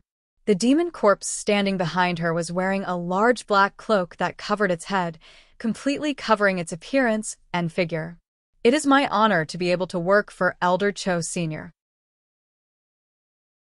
Please put in a few good words for me in front of Elder Chiu Sr. While talking, Forefather Bloodthirsty presented the gift he had prepared carefully. It was a bottle of extremely pure blood essence pellets. This blood essence pill was a good thing. It could nourish one's essence chi and speed up one's cultivation speed. It also had an additional effect on demonic cultivation techniques. Even Siyue rarely saw such a good thing. You're too kind, Patriarch. Siyue accepted it without hesitation. Seeing Siyue accept his gift, Bloodthirsty Forefather smiled, even more happily. While Siyue and the others were heading to the hall, a white shadow suddenly dashed out of the passage next to them. It was Su Junqing. How dare you? Bloodthirsty Forefather frowned and scolded him. He had specifically asked his disciples to watch Su Junqing. How could he let him run away? Forefather, please don't be angry. Disciples suddenly smelled a delicate fragrance in the passage. My mind was confused, so I went the wrong way. Please forgive me, Forefather. Su Junqing hurried to bow to Bloodthirsty Forefather. His handsome face showed fear. Delicate fragrance, my ass. Do you think I'm a 3-year-old? Bloodthirsty Forefather sneered and ordered, Guards, take him away. He had kept Su Junqing alive to stabilize the morale of his troops. Now that the Corpse sect people were here, Su Junqing was useless. He could be used as a blood fertilizer. Brother Su, do you want to walk by yourself, or do you want us to hold you down? The thin monkey-like man smiled and walked forward. Forefather, I was attracted by the fragrance. Su Junqing acted as if he didn't know that a disaster was about to befall him. he explained to Bloodthirsty Forefather with a serious face. I've never smelled such a mesmerizing fragrance in my life. That woman must be a goddess. If I can see her, I'm willing to die. What nonsense are you talking about? Take him away. Bloodthirsty Forefather didn't want to listen to Su Junqing's nonsense. The thin monkey-like man and the others dashed towards Su Junqing like wolves and tigers. They wanted to drag him away. At this moment, Siyue, who had been silent all this time, suddenly opened her mouth. Stop. The thin monkey-like man's heart sank. He hurried to look at Bloodthirsty Forefather. Great Messenger, my disciple had an accident while cultivating. His mind is muddled. If he offended you, please forgive him. Bloodthirsty Forefather hurried to explain to Siyue. Really? I think your disciple isn't bad. Siyue's ambiguous eyes fell on Su Junqing. Su Junqing was wearing a white robe with wide sleeves. He was tall and elegant, and his eyes were full of love. He smiled before he said anything, which was unforgettable. Especially when he was set off by the ugly disciples of Bloodthirsty sect, he was like the rising sun. He was the type that Siyue liked the most. If Great Messenger is interested, I will definitely arrange a better one for you. Bloodthirsty Forefather felt that something was wrong when he saw Siyue's eyes, but he still wanted to save him. This Su Junqing was too cunning. He wasn't on the same side as him. If he really made a connection with Siyue, it wouldn't be good for him. No need. It's him. Siyue looked at Bloodthirsty Forefather and said with a faint smile, Forefather, are you reluctant? Haha, what are you talking about? Forget about a disciple. If Great Messenger wants my Bloodthirsty sect, I will give it to you with both hands. Bloodthirsty Forefather pretended to laugh heartily. He still needed to rely on Siyue to deal with the people of the Spiritualist Alliance. How could he fall out with Su Junqing? Skinny Monkey watched anxiously from the side and wanted to stab Su Junqing. However, he also knew that it was impossible to play tricks in front of the Corps sect messenger, so he immediately changed his attitude. He helped Su Junqing pat the non-existent dirt off his body and said with a flattering smile, Brother Su, please don't take it to heart if I offended you just now. Big Brother Skinny Monkey is too polite. Su Junqing gently smiled at Skinny Monkey and then shyly stood next to Siyue. He said meekly and gratefully, Thank you, Great Messenger, for helping me out. What's the use of just saying thanks? Don't you have anything to say? Siyue narrowed her eyes. Her slender, white, jade-like fingers lightly pinched Su Junqing's chin. Her pinky finger even touched his Adam's apple ambiguously. Her teasing method was very experienced.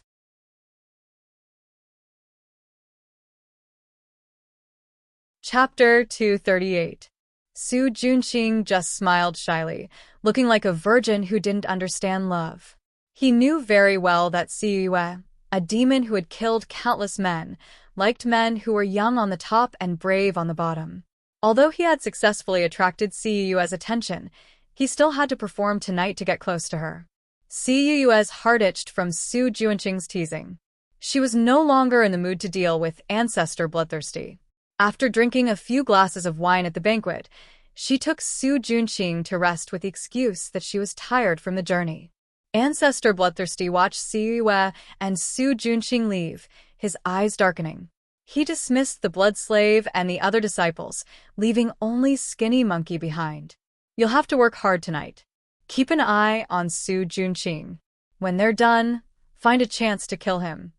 Ancestor Bloodthirsty did not dare to openly oppose Siyue, but if he could kill Su Junqing in private, he believed that Siyue would not turn against him. This subordinate understands. Skinny Monkey nodded quickly. He had been worried that the ancestor would let Su Junqing go, but now he was relieved. Be careful. Don't let Siyue find out, Ancestor Bloodthirsty warned. Although Skinny Monkey's hiding skills were very good, there was no guarantee that nothing would go wrong. This subordinate understands. Skinny Monkey bowed, then left the hall and entered the secret passage. He quietly came to the room prepared for Siyue. He could only hear the sounds of moaning coming from inside. In just a short while, Siyue and Su Junqing had already done it. Su Junqing dared to seduce Siyue because he was confident in his skills in bed. When he was cultivating the bewitching art, he had also cultivated a special technique called the Golden Spear Unfalling Attack. This technique could keep his yang energy from leaking even if he slept with 10 women in one night. This way, he would not have to worry about being sucked dry. Su Junqing used all his skills to deal with Siyue, checking her body from top to bottom. Siyue had only thought of Su Junqing as a pastime. She did not expect his skills to be so good. His nimble lips and hot hands made her confused. Her body was on fire, and she could not stop. Skinny Monkey squatted in the secret room, listening to the silver sound surf. This sound that could make a person's blood boil had no effect on him. All he could think of was how to kill Su Junqing. Skinny Monkey waited quietly. He didn't expect Su Junqing to be so brave. After working for an entire night, he didn't show any signs of fatigue. Furthermore, his tricks were endless, tormenting Siyue to the point where she was hovering between life and death. In the end, she had to beg for her husband's mercy in a hoarse voice. With Siyue's status, Su Junqing was only qualified to carry her shoes. Who would have thought that she would actually call Su Junqing husband? Although it was only in bed, from her sweet and seductive voice, it was obvious that she had been conquered by Su Junqing's skills in bed. This was not good. If Siyue really took Su Junqing under her skirt, she might bring him back to the Corp sect. Sure enough, Su Junqing took advantage of Siyue's confusion and began to coax her with all kinds of sweet words, begging her to take him back to the Corp sect. "Sweetheart, don't worry. I will definitely bring you back." Siyue's eyes were like silk as she ruthlessly pinched Su Junqing's naked chest. She had tormented Su Junqing quite a bit when she was feeling good just now. Su Junqing was also a capable person. In order to achieve his goal, this little injury was nothing at all. He sorrowfully talked about his situation in the bloodthirsty sect and finally sighed. "The bloodthirsty ancestor has already decided to kill me. Even you might not be able to protect me here." Hearing this, Siyue's pretty face instantly became angry. She shouted, "He dares!" Su Junqing was a rare beauty. Before she was tired of playing with him, no one should even think about touching him. He is much more daring than you think. Su Junqing bit Siyue's earlobe. His hands did not stop moving. Siyue had to admit that Su Junqing was right. The bloodthirsty ancestor was indeed very daring. Elder Cho's son had arranged for him to collect blood to cultivate the blood lotus, but he had used his position to gather a group of disciples to go around killing people for his own benefit. Now, he had even attracted the pursuit of the Spiritualist Alliance. He thought that he had done it secretly, but in reality, his every move was under Elder Cho-sen's eyes.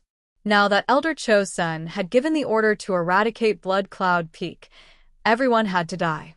This way, it was not suitable for his heart to stay here, in case he was accidentally injured. Siyue immediately made a decision. With a wave of her hand, the storage bag on the ground flew into her hand. She took out a black token from inside and said to Su Junqing, "Since that's the case, you can go to the Corp sect first. With this token, you can become an outer sect disciple. I'll come find you after I'm done here." Okay.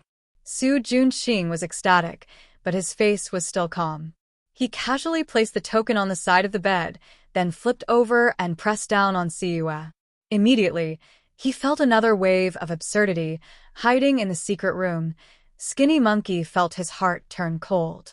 Su Junqing had actually hooked up with Siyue and had even obtained the token to enter the Corp sect. How could a deranged beast like him be so lucky? Was it because he was handsome and good in bed? This Siyue was also a slut. She had been so easily conquered by Su Junqing. Sooner or later, she would be killed by Su Junqing. Skinny Monkey's heart was filled with hatred, but he knew that he could not kill Su Junqing here. Right now, Su Junqing had reached the sky in one step, but the most dangerous one was Yunji. He had to think of a way to save her. Not far from the secret room was Su Junqing's cave. On the simple and crude stone table, the lit candle had already left a thick layer of wax on the table. Yi Yunji was restlessly pacing back and forth in the cave. From time to time, she would look at the door of the cave. Su Junqing had not returned for the whole night, and she did not know what had happened. Of course, she was not worried about Su Junqing's safety, but worried that Su Junqing would break away from her plan. Since the old ancestor had bestowed her to Su Junqing, she had been inciting Su Junqing to go against the old ancestor. She could see that Su Junqing really wanted to do something. She had been patiently waiting for the day Su Junqing would destroy himself. But last night, Su Junqing suddenly left without a word. She did not know what he was going to do, which made her feel very uneasy. Just when Yi Yunji was burning with anxiety, the door of the cave finally opened.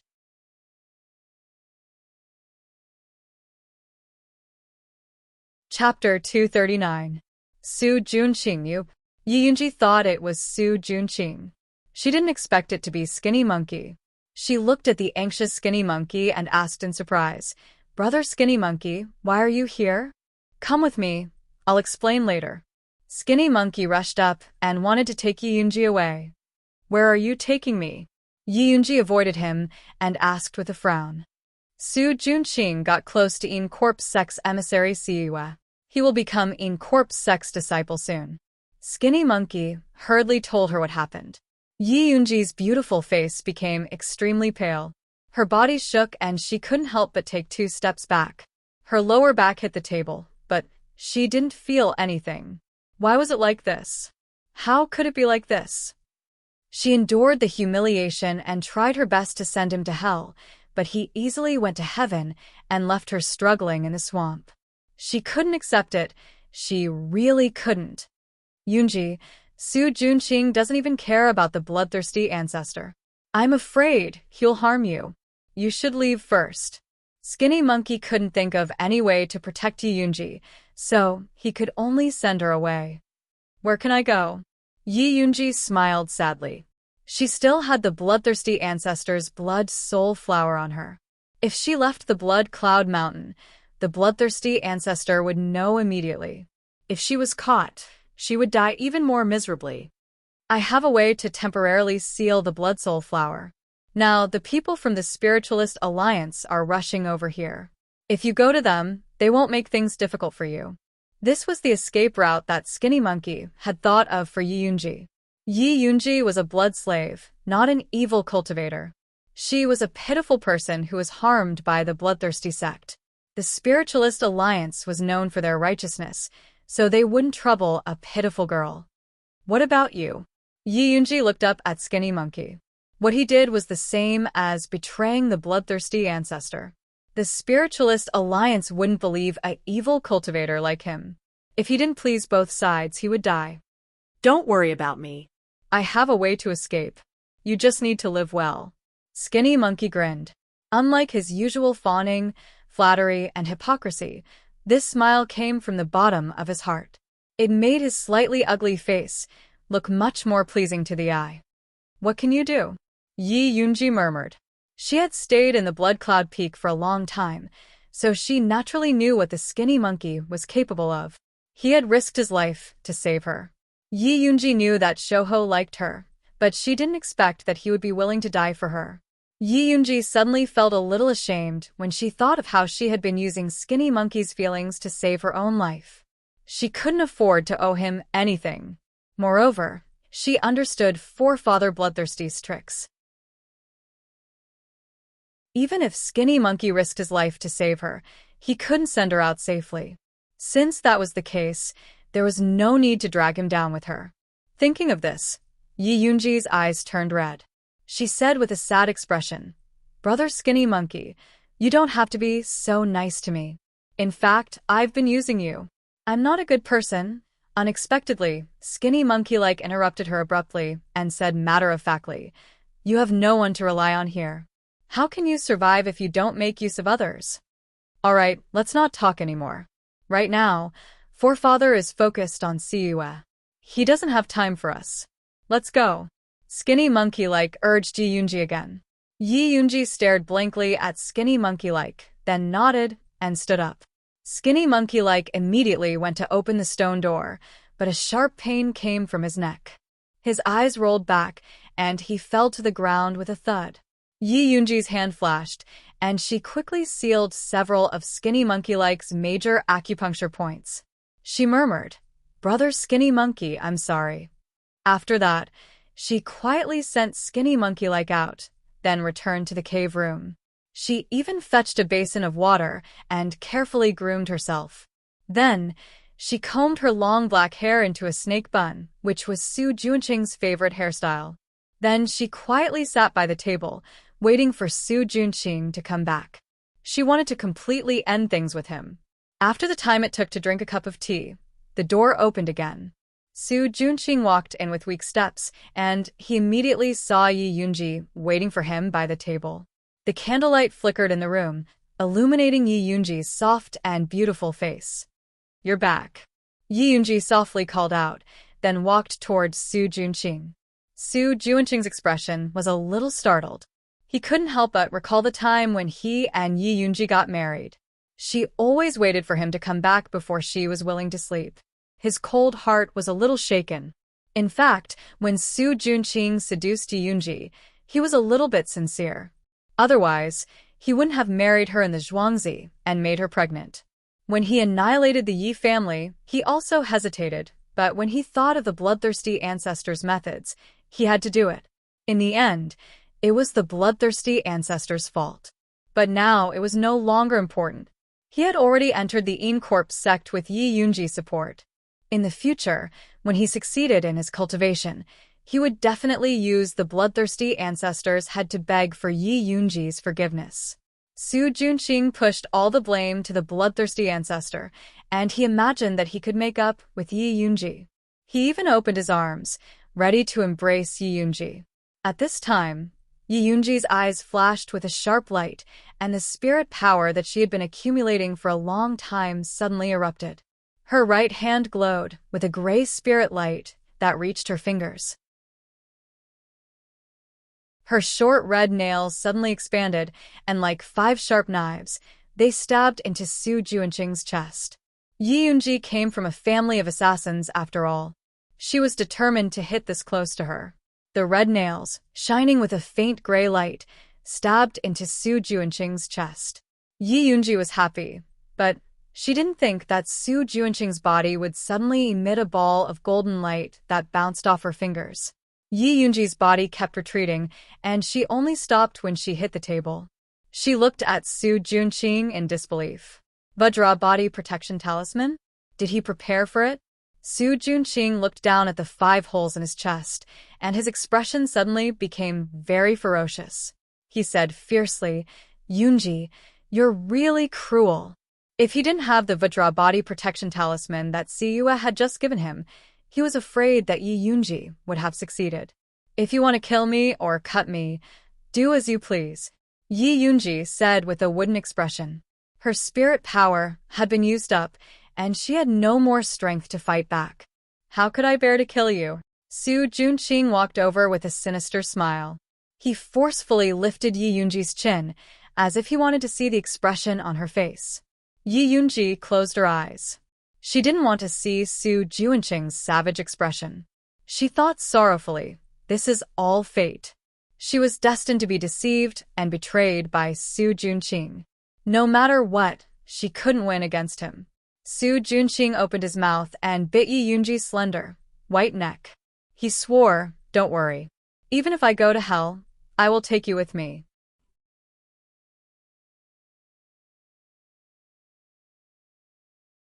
Chapter 240. Yi Yunji was in danger, but Yi did not know about the changes in Bloodthirsty Sect. He was discussing the route to Blood Cloud Peak with Luo Tian and Juni Chen. There are no signs of human habitation within 100 miles of Blood Cloud Peak, and water is scarce. We can go to Blood Cloak Miao's former encampment. It's only 10 miles away from Blood Cloud Peak, and it's very convenient to monitor. Luo Tian gestured on the map he drew. Will Bloodthirsty Sect send people to monitor that place? Yi was slightly worried. That place is already in ruins. They won't waste manpower to monitor it. Junie Chen said coldly. It would be better if there was someone he could use it to sacrifice his natal goo. Alright, let's go take a look. Yi Zhuge was not familiar with Blood Cloud Peak and could only trust Junie Chen and Luo Tian. Missy, should we inform the Spiritualist Alliance? Yi felt it was more prudent. No need. Yi Zhuge saw Yi's disapproving expression and explained, there is a spy in the Spiritualist Alliance. Telling them is the same as telling bloodthirsty ancestor. There is a spy in the Spiritualist Alliance. Who is it? Yi was surprised. I don't know. Yi Zhuge shook his head and helplessly pointed at Zishang, who was sitting on a chair eating a cherry pill, and said, this guy refuses to say. Yi secretly glanced at Zishang. He could not figure out the background of this expert guard who suddenly appeared. She was so beautiful, but her presence was extremely low. Basically, if he did not speak, people would unconsciously ignore his existence. Just this point alone made Yu, who walked in the shadows, feel afraid. Anyway, it's not the few with goo worms. Zishang mercifully rewarded them. What's the difference between saying and not saying? Yi Zhuge rolled his eyes. Gong Shifan had 15 subordinates, excluding the 3 with goo worms.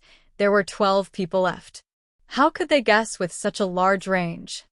Who cares who the spy is as long as we don't have one here? Junie Chen said straightforwardly. Yes, since we know they have a spy, we might be able to make use of it. Luo Tian also quickly thought of various countermeasures. We'll talk about it later. Let's set off first, and try to reach your encampment in 3 days. Yi Zhuge immediately made the decision. They had long made their preparations. That afternoon, they traveled swiftly all the way. Finally, 3 days later, they successfully arrived at the blood-clothed Miao people's encampment. The valley in front of him was a mess.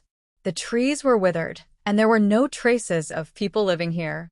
Junie Chen and Luo Tian stood high up on the hillside, staring blankly at everything in front of them. Their minds flashed back to that bloody night. The people of Bloodthirsty sect rushed in crazily, killing everyone they saw, regardless of whether they were men or women, old or young. In the end, it was the old patriarch who sacrificed himself to carve out a path of blood for them. Are they all right? Yi Zhuge softly asked Yu. What if Junie Chen and Luo Tian were heartbroken and went to Blood Cloud Peak to fight Ancestor Bloodthirsty? They'll be fine. Yu shook his head. He and Junie Chen were in a similar situation. They were also exterminated by the Bloodthirsty sect, and they also wanted to take revenge.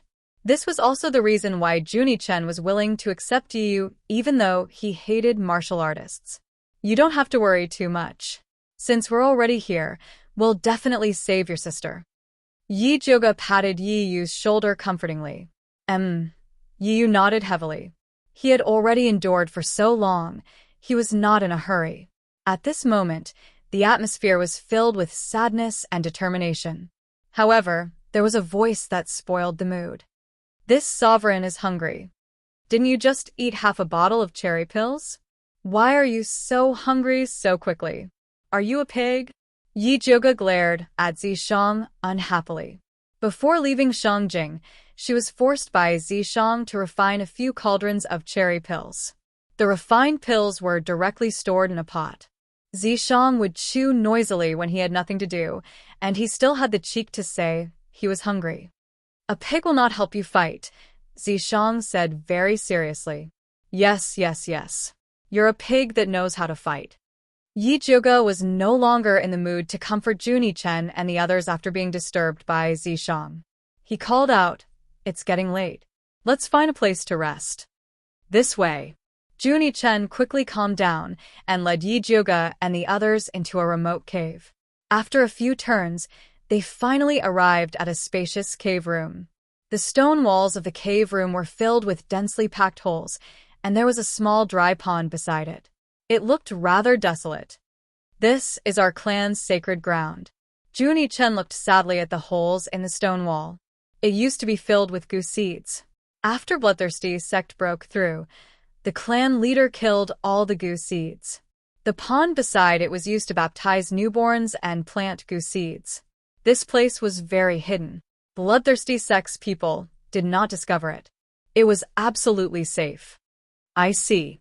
After Yi Jioga accompanied Junie Chen for a while, she took out the prepared rations and told everyone to rest. As they ate, they discussed the next step of the plan. I want to go to Bloodthirsty Sect to check it out tonight. It would be best if I can find out where the formation eye of their protective formation is, Yi Jioga said seriously. Bloodthirsty Sect's protective formation was very powerful. Even with the Een pill she refined, it would be difficult to pass through. The best way was to destroy the formation eye and completely cripple it. If we can find my sister, we can get a lot of information. Know yourself and know your enemy, and you will never be defeated. Yu agreed with this plan. All right, we'll split up. Yi Zi and I will go find the formation eye. You guys go find Sister Yiyu. Yi Jioga quickly decided on the plan. Yiyu, Luo Tian, and Junie Chen all agreed. Zishang ate the cherry pill without a care. It was midnight, and everything was quiet except for the sounds of insects and frogs. Yi Jioga and the others left the Blood Cloak Miao's sacred ground and silently made their way to Blood Cloud Peak. Blood Cloud Peak was covered in a faint red mist in the night. Although the protective formation was not activated, defensive formations were everywhere. Especially after Bloodthirsty Sect's ancestor killed the Blood Cloak Miao's people, he collected many poisonous snakes and insects to strengthen his defense. Many dangers were hidden under the seemingly ordinary grass. However, with Junie Chen and Luo Tian here, they were not a threat. Yi Jioga and the others carefully avoided the patrolling disciples and finally reached the foot of Blood Cloud Peak. Bloodthirsty Sect's ancestor penetrated the entire Blood Cloud Peak and set up countless caves as the base of Bloodthirsty Sect. The leftmost area was where the disciples rested and cultivated. In the middle was the 100-Flower Palace, where Bloodthirsty Sect's ancestor had fun. The rightmost area was where Bloodthirsty Sect's ancestor rested, which was also Bloodthirsty Sect's forbidden area. According to the information from Bloodthirsty Sect's ancestor's blood, Junie Chen told Yi Jioga with certainty, the formation eye of the protective formation is in the forbidden area on the right. You're tuning in to the Dreamy Chapters YouTube channel. We're so grateful for your support, and don't forget to subscribe to join us on this incredible journey through captivating stories. Your generosity through donations truly makes a world of difference, as it's the primary source of revenue that allows me to expand and enhance this channel for you. Thank you from the bottom of my heart for being a part of this adventure.